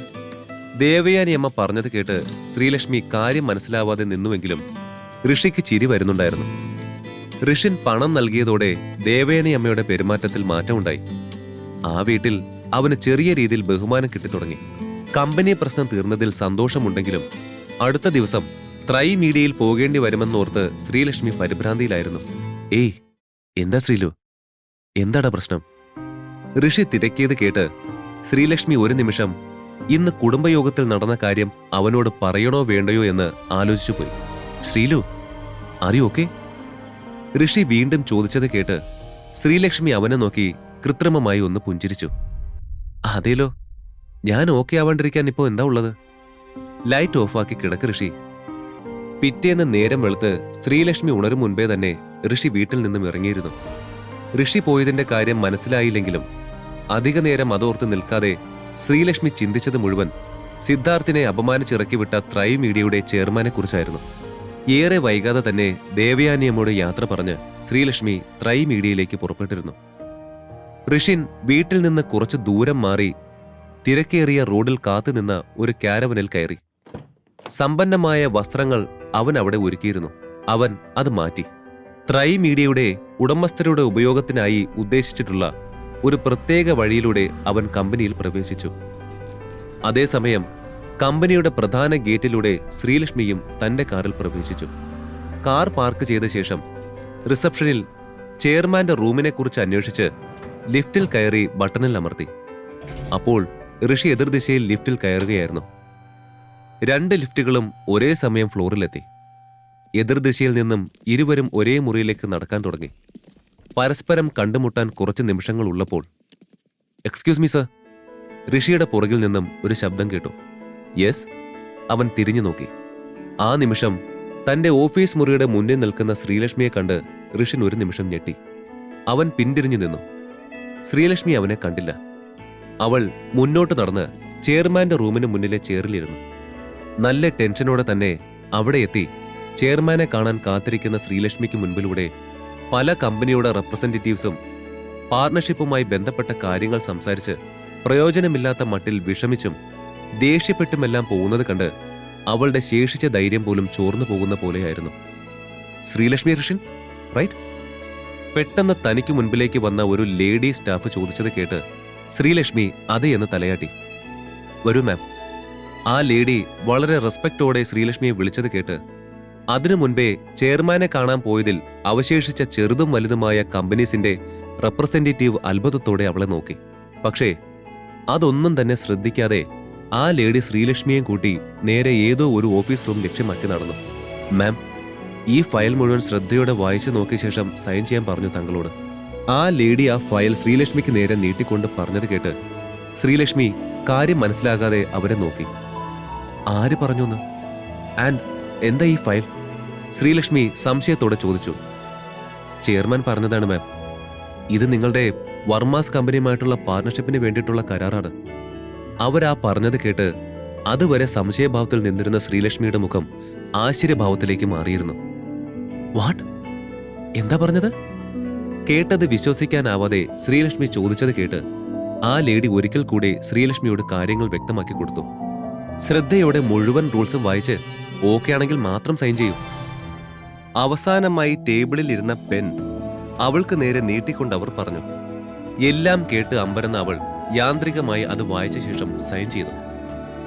ഡോക്യുമെന്റിൽ എവിടെയും ചെയർമാന്റെ പേര് മെൻഷൻ ചെയ്തില്ലെന്നും പുള്ളിയുടെ പേര് വരേണ്ട ഇടത്തെല്ലാം ബ്ലാങ്കായി ഇരിക്കുകയാണെന്നും അതിനിടയ്ക്ക് ശ്രദ്ധിച്ച ശ്രീലക്ഷ്മിക്ക് കുറച്ച് അത്ഭുതം തോന്നിയെങ്കിലും അവൾ അതൊന്നും ചോദിക്കാനുള്ള മാനസികാവസ്ഥയിലല്ലായിരുന്നതിനാൽ അത് കണ്ടില്ലെന്ന് നടിച്ചു. നിങ്ങളുടെ കമ്പനിയുടെ കൂടെ പാർട്ട്നേഴ്സായി ബിസിനസ് ചെയ്യാൻ അനുവദിച്ചതിൽ ഞങ്ങൾ ഒത്തിരി ഹാപ്പിയാണ്. ബൈ ദ വേ, എനിക്ക് നിങ്ങളുടെ ചെയർമാനെ ഒന്ന് കാണാൻ സാധിക്കുമോ? എല്ലാത്തിനും ശേഷം തന്റെ ചെയറിൽ നിന്നും എഴുന്നേറ്റുകൊണ്ട് ശ്രീലക്ഷ്മി ചോദിച്ചു. Really very sorry ma'am. Sir ഒരു പ്രധാനപ്പെട്ട മീറ്റിംഗ് അറ്റൻഡ് ചെയ്തുകൊണ്ടിരിക്കുകയാണ്.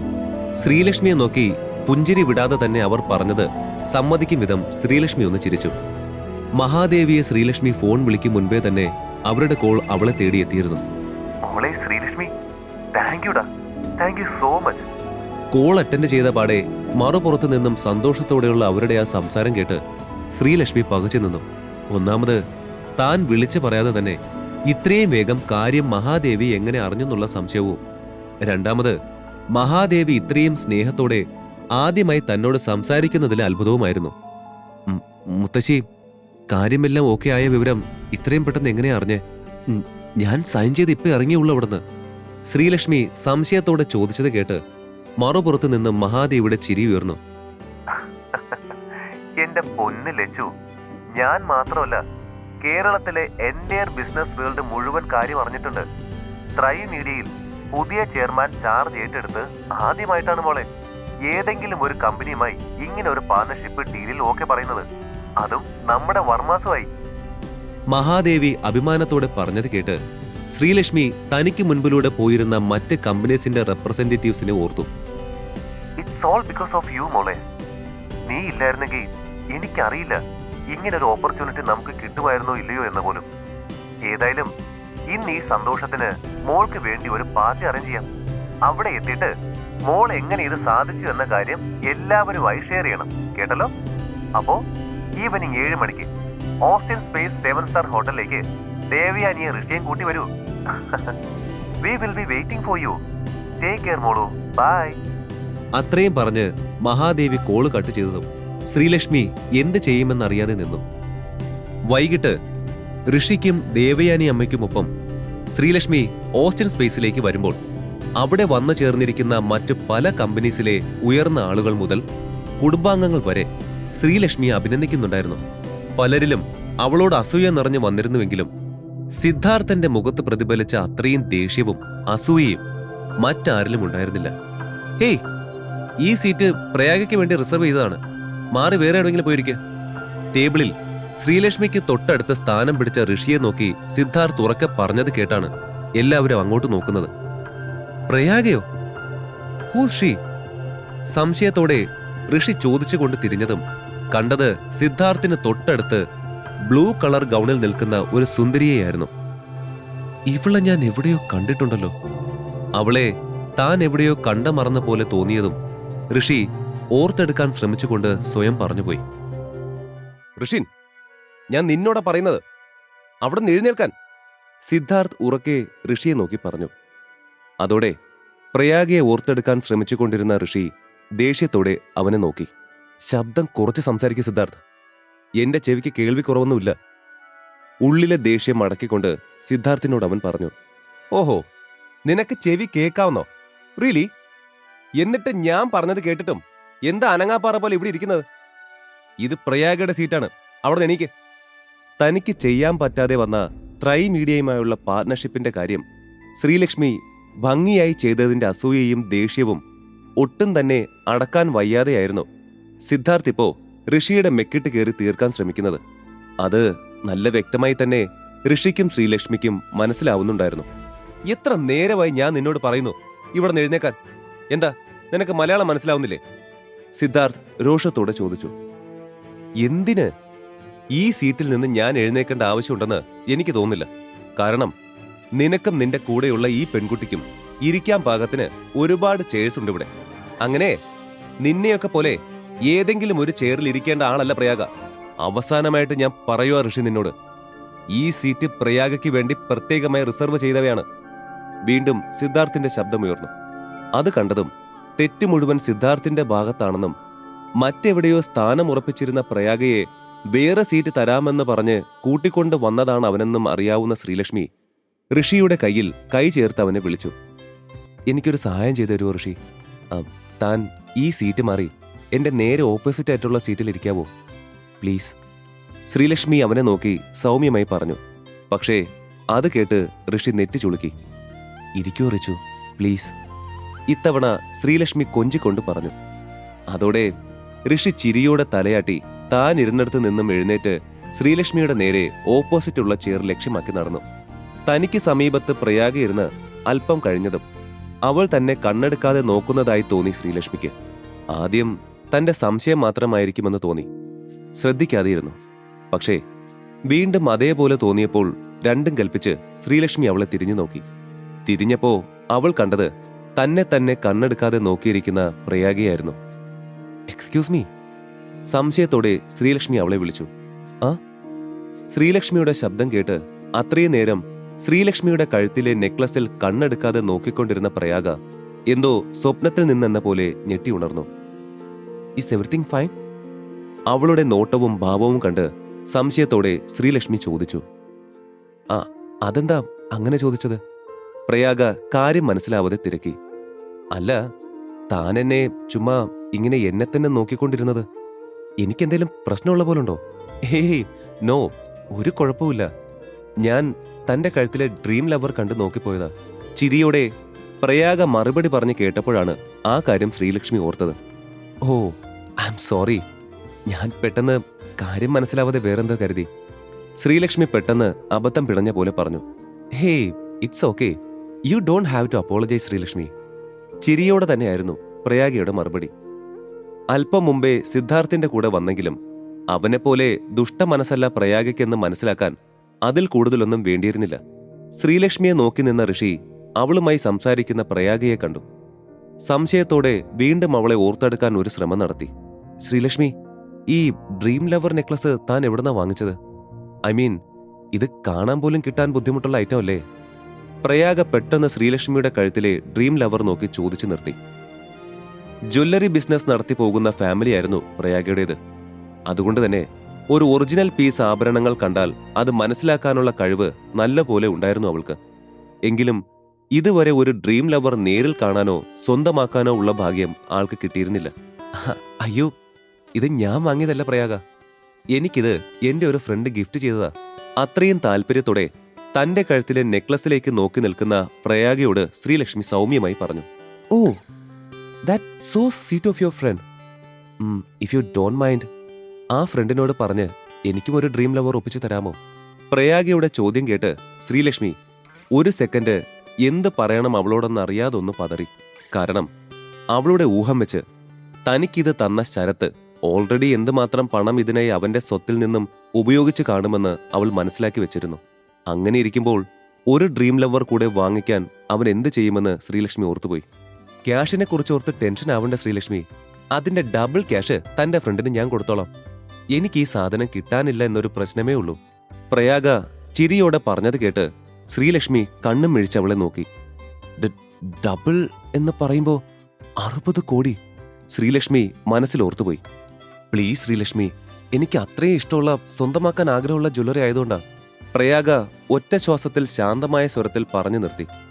ശ്രീലക്ഷ്മി അവൾക്ക് വേണ്ടി ശരത്തിനെ വിളിക്കാൻ ഉറപ്പിച്ച് തന്റെ ഫോൺ എടുത്തു. ഞാൻ അവനെ വിളിച്ചു നോക്കട്ടെ, ശ്രീലക്ഷ്മി ശരത്തിന്റെ നമ്പർ തിരയുന്നതിനിടയ്ക്ക് പറഞ്ഞു. അത് കേട്ട് പ്രയാഗ സന്തോഷത്തോടെ അവളെ നോക്കി. ഇതെല്ലാം ആ ടേബിളിൽ അവരിയ്ക്കുന്നതിന് ഓപ്പോസിറ്റായി ഇരുന്ന ഋഷി കാണുന്നുണ്ടായിരുന്നു. ശ്രീലക്ഷ്മി വിളിക്കാൻ പോകുന്നത് ശരത്തിനെ ആയിരിക്കുമെന്ന് മനസ്സിലാക്കിയ ഋഷി ചിരിയോടെ അത് നോക്കി നിന്നു. ശ്രീലക്ഷ്മിയുടെ കോൾ വരുമ്പോൾ ശരത്ത് ഏതോ ബാറിലിരുന്ന് കുടിക്കുകയായിരുന്നു.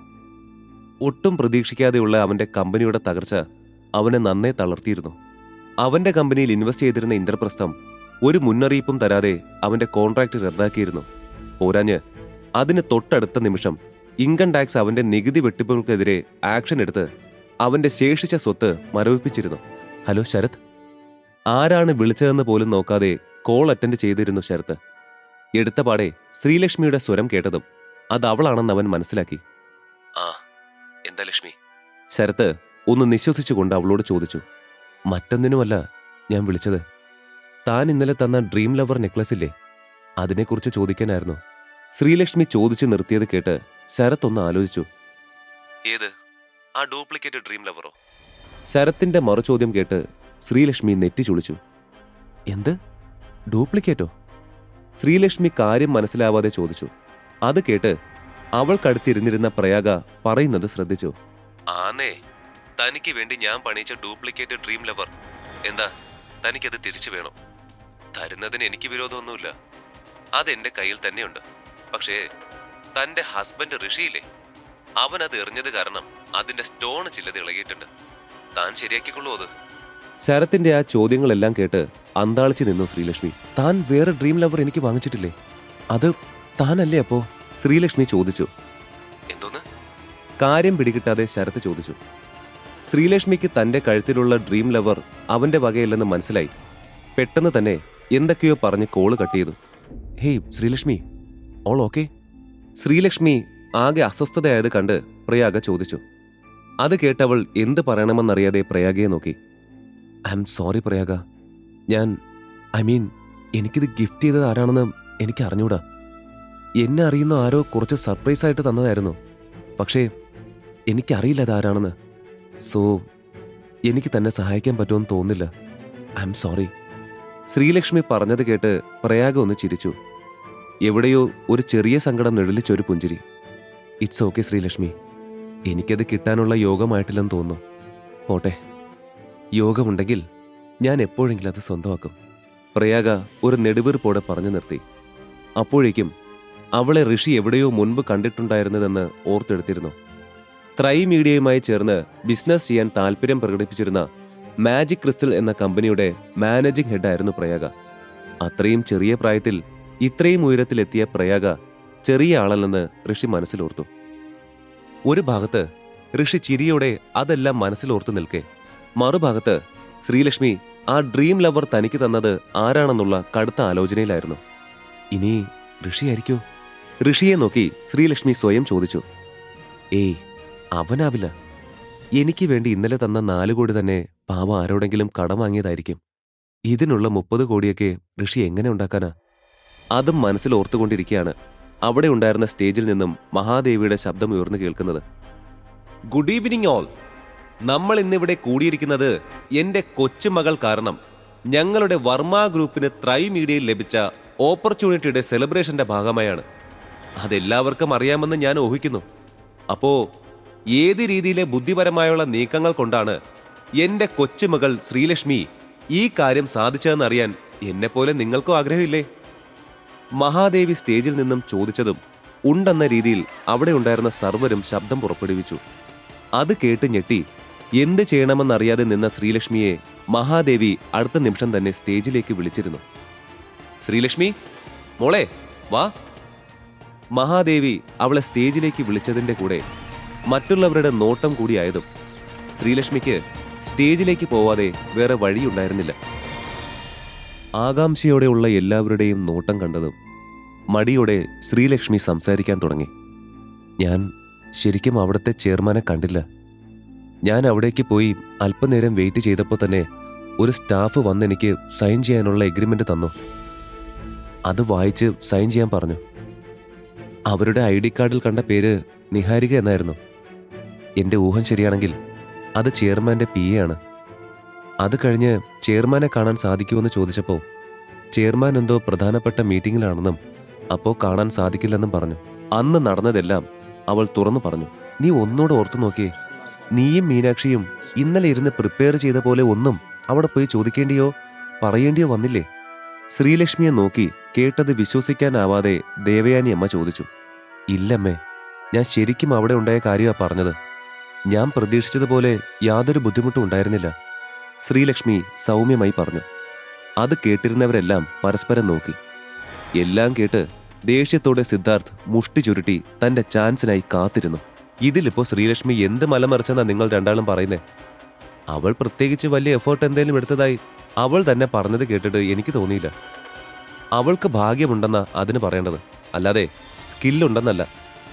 ഏതോ ഒരു അമ്മാവൻ അഭിപ്രായം പറഞ്ഞു.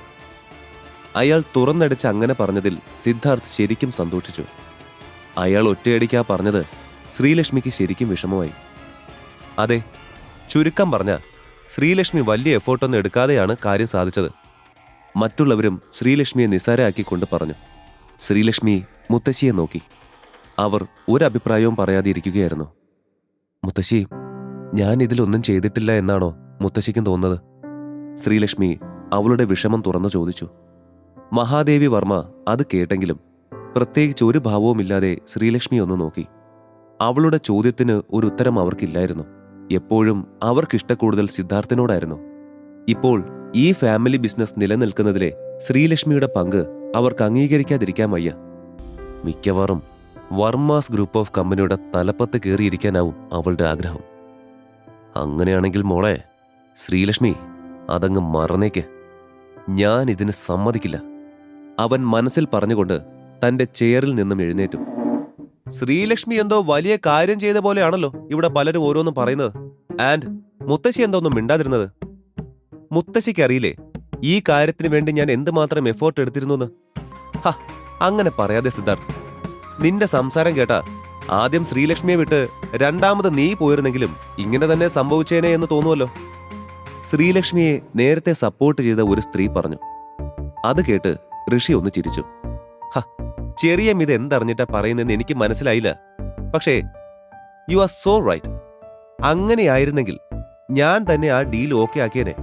അന്ന് പോയി ആ ത്രൈ മീഡിയയുടെ ചെയർമാനെ കാണാൻ സാധിക്കാത്തത് കൊണ്ടാ ഇത് ശ്രീലക്ഷ്മിയുടെ കയ്യിലെത്തിയത്. രണ്ടാം തവണ ശ്രീലക്ഷ്മി പോവാൻ തീരുമാനിച്ചപ്പോഴേക്ക് അവിടുത്തെ ആ ചെയർമാന് നമ്മുടെ വർമാസിനെ പറ്റി അന്വേഷിച്ച് ഇംപ്രസ് ആയി കാണും. വൈകാതെ ശ്രീലക്ഷ്മി അവിടേക്ക് പോയപ്പോ നമ്മൾ എത്രമാത്രം ഇതിന് ഇമ്പോർട്ടൻസ് കൊടുക്കുന്നു എന്ന് അദ്ദേഹത്തിന് മനസ്സിലായിട്ടുണ്ട്. ആ സംസാരം മതി. എനിക്ക് മനസ്സിലാവും സിദ്ധു നീ പറഞ്ഞത്. നീ ഇതിനായി എന്തുമാത്രം ഹാർഡ് വർക്ക് ചെയ്തുവെന്നും ഞാൻ കണ്ടതല്ലേ മോനെ. സോ ഇവിടെ കൂടിയ എല്ലാവരോടും ഞാൻ പറയുന്നു, നമ്മുടെ വർമാസ് ഗ്രൂപ്പിന്റെ ഈ നേട്ടത്തിന് വലിയൊരു കാരണം എന്റെ കൊച്ചുമകനായ സിദ്ധാർത്ഥാണ്. ശ്രീലക്ഷ്മി ഒന്നും ചെയ്തില്ലെന്ന് ഞാൻ പറയുന്നില്ല. She also was A part of this. അതുകൊണ്ട് ഇന്നത്തെ ട്രീറ്റ് ശ്രീലക്ഷ്മിയുടെ മാത്രമല്ല, സിദ്ധാർത്ഥിന്റെ വകയും കൂടിയാണ്. എല്ലാവരും വേണ്ടത് കുടിച്ചാൽ മാത്രം മതി. ബില്ലിനെ കുറിച്ച് ഓർത്ത് ആരും ബോധേഡാവണ്ട. അതും പറഞ്ഞ് സിദ്ധാർത്ഥ് അവന്റെ വാലറ്റിൽ നിന്നും കാർഡ് പുറത്തേക്കെടുത്ത് ഉയർത്തി കാണിച്ചു. അതൊരു തരം VIP കാർഡായിരുന്നു. ഓ, ഇതാ പ്ലാറ്റിനം കാർഡല്ലേ?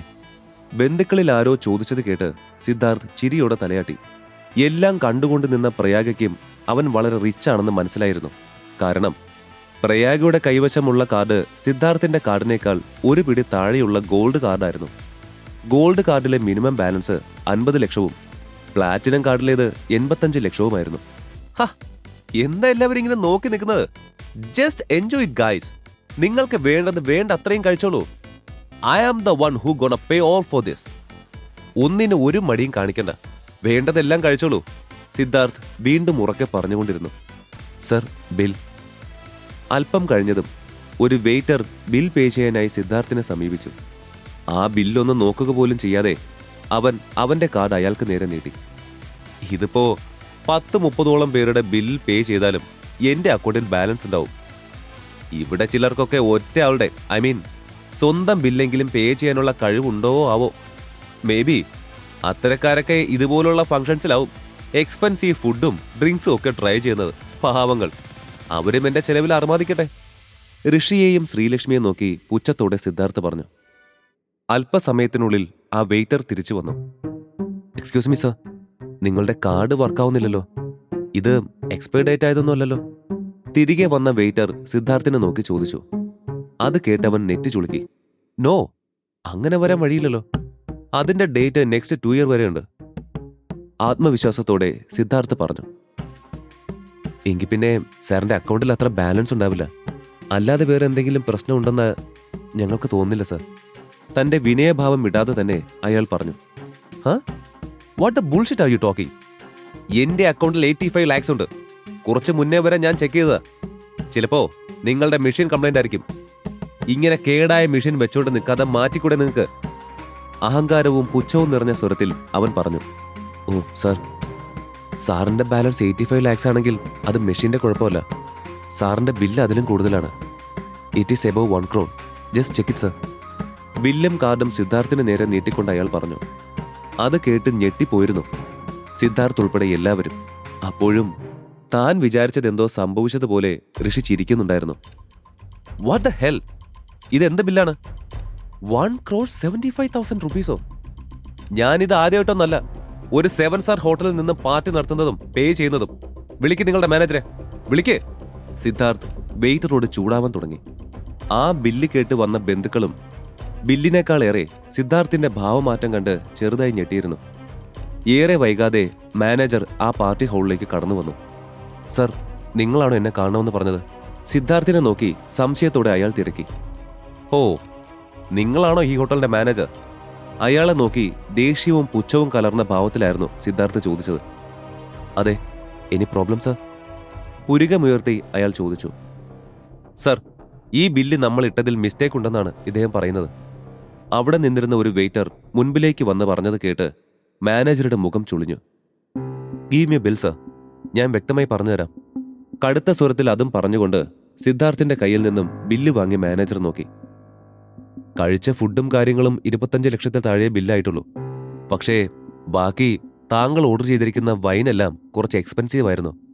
അതിൽ പലതും ഒത്തിരി ഇയേഴ്സ് പഴക്കമുള്ള ബ്രാൻഡഡ് വൈനായിരുന്നു. അതാണ് ബില്ല് മൊത്തത്തിൽ അത് ഇത്ര കോസ്റ്റ്ലി ആവാൻ കാരണം.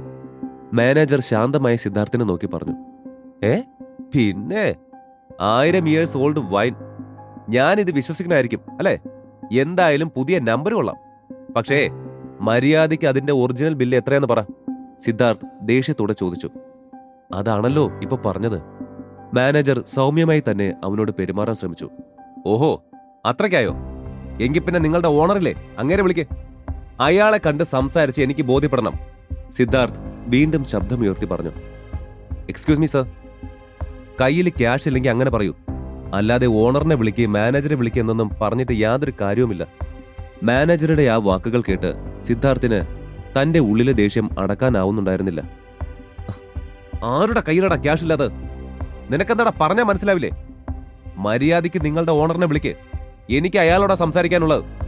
മാനേജറുടെ കോളറിൽ കുത്തിപ്പിടിച്ച് അയാളെ ചുമരോട് ചേർത്തായിരുന്നു സിദ്ധാർത്ഥ് പറഞ്ഞത്. ഏയ്, എന്താ ഇവിടെ? എന്താ പ്രശ്നം? ആകെ അമ്പരന്ന് നിന്ന ഹോട്ടൽ സ്റ്റാഫിന്റെയും വർമാസ് നടത്തിയ പാർട്ടിക്ക് വന്ന ആളുകളുടെയും പിന്നിൽ നിന്നുള്ള ആ ശബ്ദം കേട്ട് എല്ലാവരും തിരിഞ്ഞു നോക്കി. മിസ്റ്റർ ലക്ഷ്മൺ വാര്യർ. അങ്ങോട്ട് കടന്നു വന്ന ആ ഹോട്ടലിന്റെ ഉടമസ്ഥൻ ലക്ഷ്മൺ വാര്യരെ കണ്ട് മഹാദേവി ഞെട്ടലോടെ പറഞ്ഞു. ആ ഞെട്ടൽ വിട്ടുമാറും മുമ്പേ മഹാദേവി തിടുക്കത്തിൽ വന്ന് സിദ്ധാർത്ഥിനെ മാനേജറുടെ അടുത്തു നിന്നും പിടിച്ചു മാറ്റി. ക്ഷമിക്കണം, എന്റെ കൊച്ചുമോൻ അല്പം അധികം മദ്യപിച്ചുപോയി. അതാ ഇങ്ങനെ പറ്റിയത്. ലക്ഷ്മണിനെ നോക്കി തല താഴ്ത്തിക്കൊണ്ട് മഹാദേവി പറഞ്ഞു. അയാൾ കേവലം ഒരു ഹോട്ടൽ ഓണർ മാത്രമായിരുന്നില്ല. ഇന്ത്യയെമ്പാടും പലതരത്തിലുള്ള തന്റെ സാമ്രാജ്യങ്ങൾ കെട്ടിപ്പൊക്കിയ വലിയ ബിസിനസ് മാനായിരുന്നു. മഹാദേവി അയാളെ ഭയപ്പെടുന്നതിന് കാരണവും അതുതന്നെയായിരുന്നു. എല്ലാവരും കേൾക്കാനായി പറയുകയാണ് ഞാൻ. ഈ ബിൽ സിദ്ധുവിന്റെ തലയിലാക്കി നമുക്ക് പോവാൻ പറ്റില്ല. ഇപ്പോ അവനെ സഹായിക്കാനായി എല്ലാവരും ഒന്നു ചേർന്ന് നിൽക്കണം. അതിനാൽ നിങ്ങൾ ഓരോരുത്തരും 5 ലക്ഷം രൂപ അടയ്ക്കൂ. ബാക്കി തുക സിദ്ധുവും ഞാനും കൂടി കൊടുക്കാം. മഹാദേവി അവിടെ ബാക്കിയുണ്ടായിരുന്ന കുടുംബാംഗങ്ങളെ നോക്കി പറഞ്ഞു. എല്ലാവരും ശരിയെന്ന അർത്ഥത്തിൽ തലയാട്ടി. അവർക്ക് വേറെ വഴിയില്ലായിരുന്നു. എന്നിരുന്നാലും 2 പേർ മാത്രം അവിടെ ഇതെല്ലാം കേട്ട് പകച്ചു നിന്നു. അവർ പരസ്പരം മുഖത്തോട് മുഖം നോക്കി. എല്ലാവർക്കും 5 ലക്ഷം പേ ചെയ്യാൻ പറ്റുമോ മുത്തശ്ശി? സിദ്ധാർത്ഥിന്റെ ആ ചോദ്യം കേട്ട് എല്ലാവരുടെയും നോട്ടം അവന്റെ ദൃഷ്ടി പതിഞ്ഞെടുത്ത് ചെന്നെത്തി. അവന്റെ പുച്ഛത്തോടുള്ള ആ നോട്ടം മറ്റാരുടെയും നേരെ ആയിരുന്നില്ല. ശ്രീലക്ഷ്മിയുടെയും ദേവയാനി അമ്മയുടെയും നേരെയായിരുന്നു. ചെറിയ എന്തെങ്കിലും തുകയായിരുന്നെങ്കിൽ തങ്ങളുടെ ബില്ലിന്റെ തുക കൊടുക്കാൻ കരുതിയ ശ്രീലക്ഷ്മിയും ദേവയാനിയും 5 ലക്ഷം എന്ന് കേട്ടപ്പോൾ തന്നെ ആകെ കുഴഞ്ഞിരുന്നു. ഋഷി തനിക്ക് തന്നിരുന്ന ആകെ ഉണ്ടായിരുന്ന 4 കോടി ഇന്നലെ തന്നെ കമ്പനിയുടെ ആവശ്യത്തിന് വേണ്ടി നൽകിയത് ശ്രീലക്ഷ്മി ഓർത്തു. നിന്റെ മാത്രമല്ല ശ്രീലക്ഷ്മി, വേലയും കൂലിയില്ലാത്ത നിന്റെ ഹസ്ബൻഡിന്റെയും സെയിം അവസ്ഥയിൽ തന്നെയുള്ള നിന്റെ അമ്മയുടെയും കൂടെ ബില്ല് ചേർത്ത് 15 ലക്ഷം അതുണ്ടാവോ നിന്റെ കയ്യില്? സിദ്ധാർത്ഥിന്റെ ചോദ്യം കേട്ട് ശ്രീലക്ഷ്മി മറുപടി പറയാൻ തുടങ്ങിയപ്പോഴേക്കും ഋഷിയുടെ ശബ്ദം ആ ഹോളിൽ പ്രതിധ്വനിച്ചു. ഉണ്ട്. ലക്ഷ്മൺ വാര്യർ നോക്കിയപ്പോൾ പിന്തിരിഞ്ഞ് അവിടെ ഇരുന്ന ഒരു ചെറുപ്പക്കാരനാണ് ആ ശബ്ദത്തിനുടമ. അത് കാണേ അയാളുടെ കണ്ണുകളിൽ ആശ്ചര്യം നിറഞ്ഞു. എക്സ്ക്യൂസ് മീ, താങ്കളൊന്ന് ഇങ്ങോട്ട് തിരിയോ? ഋഷി ഇരുന്നിടത്തേക്ക് നോക്കി അയാൾ സംശയത്തോടെ തന്നെ ചോദിച്ചു. Hey Lakshman sir. കുസൃതിയോടെയുള്ള ഋഷിയുടെ ശബ്ദം കേട്ട് ലക്ഷ്മൺ തിരിഞ്ഞു നോക്കി. തിരിഞ്ഞതും അയാൾ കണ്ടത് തനിക്കടുത്ത് വന്ന് നിൽക്കുന്ന ഋഷിയെയാണ്. ഋഷി സാർ, ഇത് ശരിക്കും നിങ്ങൾ തന്നെയായിരുന്നോ?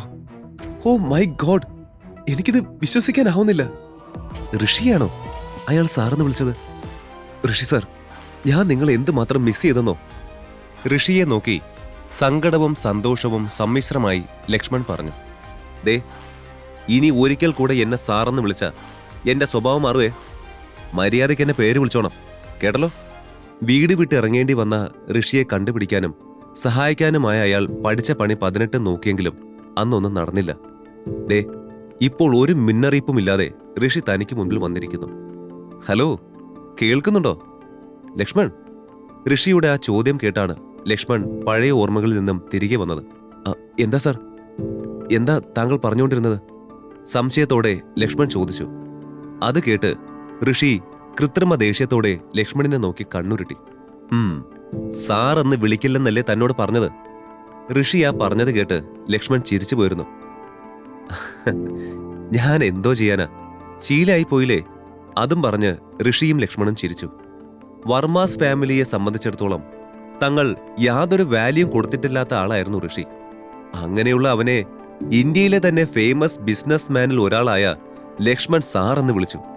അത് തികച്ചും അവരെ അത്ഭുതപ്പെടുത്തിയ ഒരു കാര്യം തന്നെയായിരുന്നു. സംസാരിച്ചെന്ന് നമ്മൾ എവിടെയോ എത്തി. അപ്പൊ ലക്ഷ്മൺ, ഞാൻ പോയി ഫുഡിന്റെ ക്യാഷ് പേ ചെയ്യട്ടെ. പോക്കറ്റിൽ നിന്നും കാർഡ് എടുത്ത് ഋഷി പറഞ്ഞത് കേട്ട് ലക്ഷ്മണിന്റെ ഭാവം മാറി. എന്താ സാർ ഇത്? ഈ ഹോട്ടൽ ഇപ്പോ ഇവിടെ ഇങ്ങനെ നിൽക്കാൻ തന്നെ കാരണം നിങ്ങളാണ്. എന്നിട്ട് നിങ്ങൾ ഇവിടുത്തെ ഫുഡിന്റെ പേ ചെയ്യണമെന്നോ? This is not fair. Lakshman പറഞ്ഞത് കേട്ട് ഋഷി ചിരിച്ചു. ഈ ഹോട്ടൽ ഇവിടെ നിൽക്കാൻ കാരണം തന്റെ ഹാർഡ് വർക്കാണ്. അതിൽ എനിക്ക് യാതൊരു പങ്കുമില്ല. ഞാനിപ്പോ കഴിച്ച ഈ ഫുഡിന് പേ ചെയ്തില്ലെങ്കിൽ അത് ഈ ഫുഡ് ഉണ്ടാക്കാൻ കഷ്ടപ്പെട്ട അത്രയും എംപ്ലോയീസിനെ കഷ്ടപ്പെടുത്തുന്ന പോലെയാണ്. സോ ഞാൻ പേ ചെയ്യണം ലക്ഷ്മൺ. ഋഷി ആ പറഞ്ഞത് കേട്ട് ലക്ഷ്മൺ മറുപടി എന്തോ പറയാൻ തുടങ്ങി. പക്ഷേ അതിനു മുൻപേ അവൻ എഴുന്നേറ്റ് മാനേജർക്കടുത്തേക്ക് നടന്നിരുന്നു. ഞാൻ, എന്റെ വൈഫ് ശ്രീലക്ഷ്മി, പിന്നെ എന്റെ മദറിൻലോ, ഈ 3 പേർക്കും 15 ലക്ഷം രൂപയുടെ ബില്ല് തരും. ഋഷി ഒരു നേർത്ത ചിരിയോടെ അതും പറഞ്ഞ് തന്റെ കാർഡ് മാനേജർക്ക് നേരെ വെച്ച് നീട്ടി. പക്ഷേ അത് സ്വീകരിക്കാതെ അയാൾ സംശയത്തോടെ ലക്ഷ്മണിനെ നോക്കി. അത് വാങ്ങിക്കരുത് ദാസ്. ഋഷിക്കും ഫാമിലിക്കും ഇപ്പോഴെന്നല്ല എപ്പോഴും ഇനി ഇവിടെ നിന്നുള്ള ഫുഡ് ഫ്രീ ആയിരിക്കണം. ലക്ഷ്മൺ ഗൗരവത്തോടെ പറഞ്ഞത് കേട്ട് ഋഷി കണ്ണുരുട്ടി അയാളെ നോക്കി. ഓഹ്, കണ്ണുരുട്ടാതെ. 50% ഓഫ്. ദയവ് ചെയ്ത് ഇനി ഇതും പറ്റില്ലെന്ന് പറഞ്ഞേക്കരുത്. ഋഷിയുടെ ഭാവം കണ്ട് ലക്ഷ്മൺ പെട്ടെന്ന് മാറ്റി പറഞ്ഞ് തനിക്ക് നേരെ കൈകൂപ്പി. അങ്ങനെയെങ്കിൽ അങ്ങനെ, ബില്ല് തരൂ. മാനേജറിനെ നോക്കി ഋഷി പറഞ്ഞത് കേട്ട് അയാൾ ചിരിയോടെ തലയാട്ടി. ഏതോ ഒരു സ്റ്റാഫിനെ അടുത്തേക്ക് വിളിച്ചു. വെയിറ്റ്, ഋഷിക്കും ഋഷിയുടെ ഫാമിലിക്കും 50% ഓഫ് എന്നല്ലേ പറഞ്ഞത്? അപ്പോ ഞങ്ങൾക്കും ഓഫ് ഉണ്ടാവില്ലേ? മാനേജറിനെ നോക്കി മഹാദേവി ചോദിച്ചു. അത് കേട്ട് അവിടെ നിന്നിരുന്നവർ മുഴുവൻ മാനേജറുടെ മറുപടിക്കായി കാതോർത്തു. എക്സ്ക്യൂസ് മീ, നിങ്ങളുടെ കൊച്ചുമോൻ തന്നെയല്ലേ നേരത്തെ പറഞ്ഞത് നിങ്ങൾ ഋഷിയും തമ്മിൽ വലിയ ബന്ധമില്ലെന്നൊക്കെ? എന്നിട്ടിപ്പോ പെട്ടെന്ന് എന്താ മാറ്റി പറയുന്നത്? അവരോട് ആ മറുചോദ്യം ചോദിച്ചത് ലക്ഷ്മണായിരുന്നു.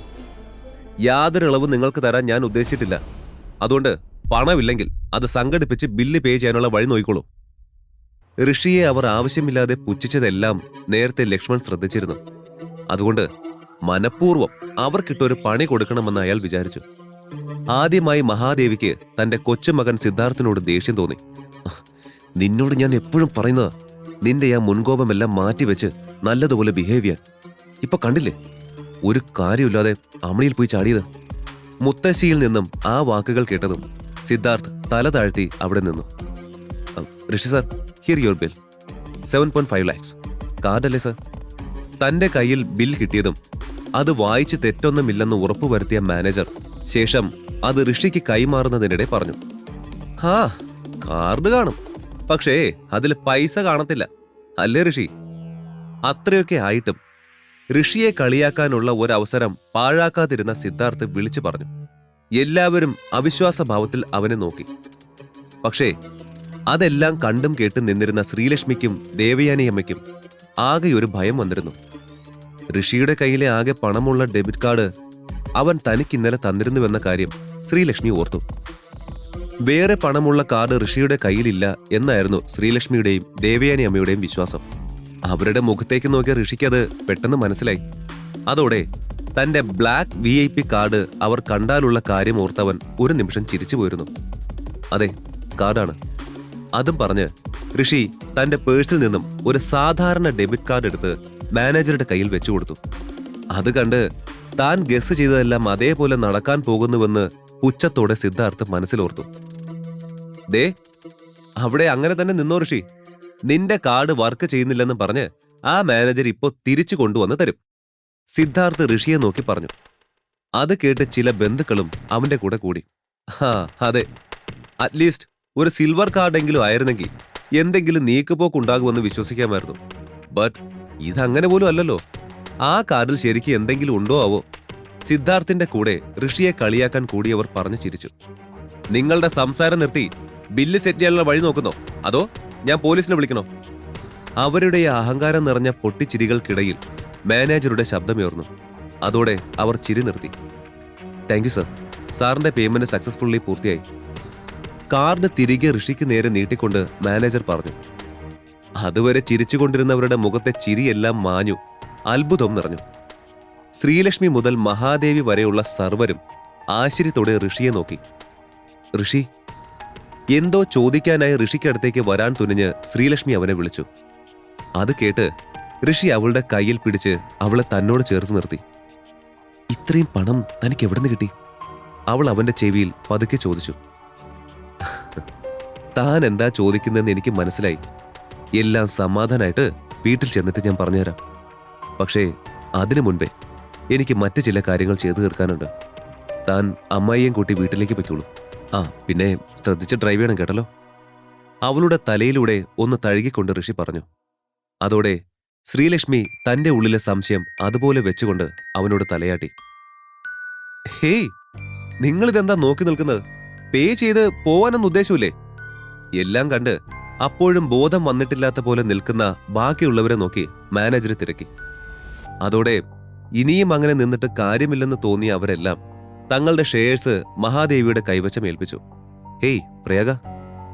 ബിൽ പേ ചെയ്ത് എല്ലാവരും പോവാനായി ഇറങ്ങുമ്പോഴാണ് ഋഷി പിന്നിൽ നിന്നും പ്രയാഗയെ വിളിച്ചത്. തനിക്ക് ഡ്രീം ലവർ വേണമെങ്കിൽ ഞാൻ സഹായിക്കാം. Only if you really want. Rishi സൗമ്യമായി പറഞ്ഞത് കേട്ട് പ്രയാഗ തന്റെ കണ്ണ് രണ്ടും വിടർത്തി ഋഷിയെ നോക്കി. റിയലി? തനിക്ക് സഹായിക്കാൻ കഴിയോ? കണ്ണെല്ലാം വിടർത്തി അത്ഭുതത്തോടെ പ്രയാഗ ചോദിച്ചത് കേട്ട് ഋഷി തലയാട്ടി. Oh, thank you Rishin, thank you so much. ഇതാ എന്റെ കാർഡ്. ഡ്രീം ലവർ കിട്ടിയാണെങ്കിൽ തീർച്ചയായും എന്നെ വിളിക്കണം. പ്രയാഗ അത്രമേൽ താല്പര്യത്തോടെ തന്റെ കാർഡ് ഋഷിക്ക് നേരെ നീട്ടിക്കൊണ്ട് പറഞ്ഞു. അങ്ങനെ അല്പനേരം കൂടെ കഴിഞ്ഞതും എല്ലാവരും ഹോട്ടലിൽ നിന്നും ഇറങ്ങി. ഋഷിൻ സാർ, ശരിക്കും നിങ്ങൾ ഇത്രയും കാലം എവിടെയായിരുന്നു? തന്റെ മിനി കൂപ്പർ ഡ്രൈവ് ചെയ്തുകൊണ്ട് ലക്ഷ്മൺ തിരക്കി. അതിന്റെ കോ ഡ്രൈവർ സീറ്റിലിരുന്ന ഋഷി ഒന്ന് നിശ്വസിച്ചു. ശേഷം ലക്ഷ്മണിന് നേരെ തിരിഞ്ഞു. ഞാൻ ഇവിടെയൊക്കെ തന്നെ ഉണ്ടായിരുന്നു.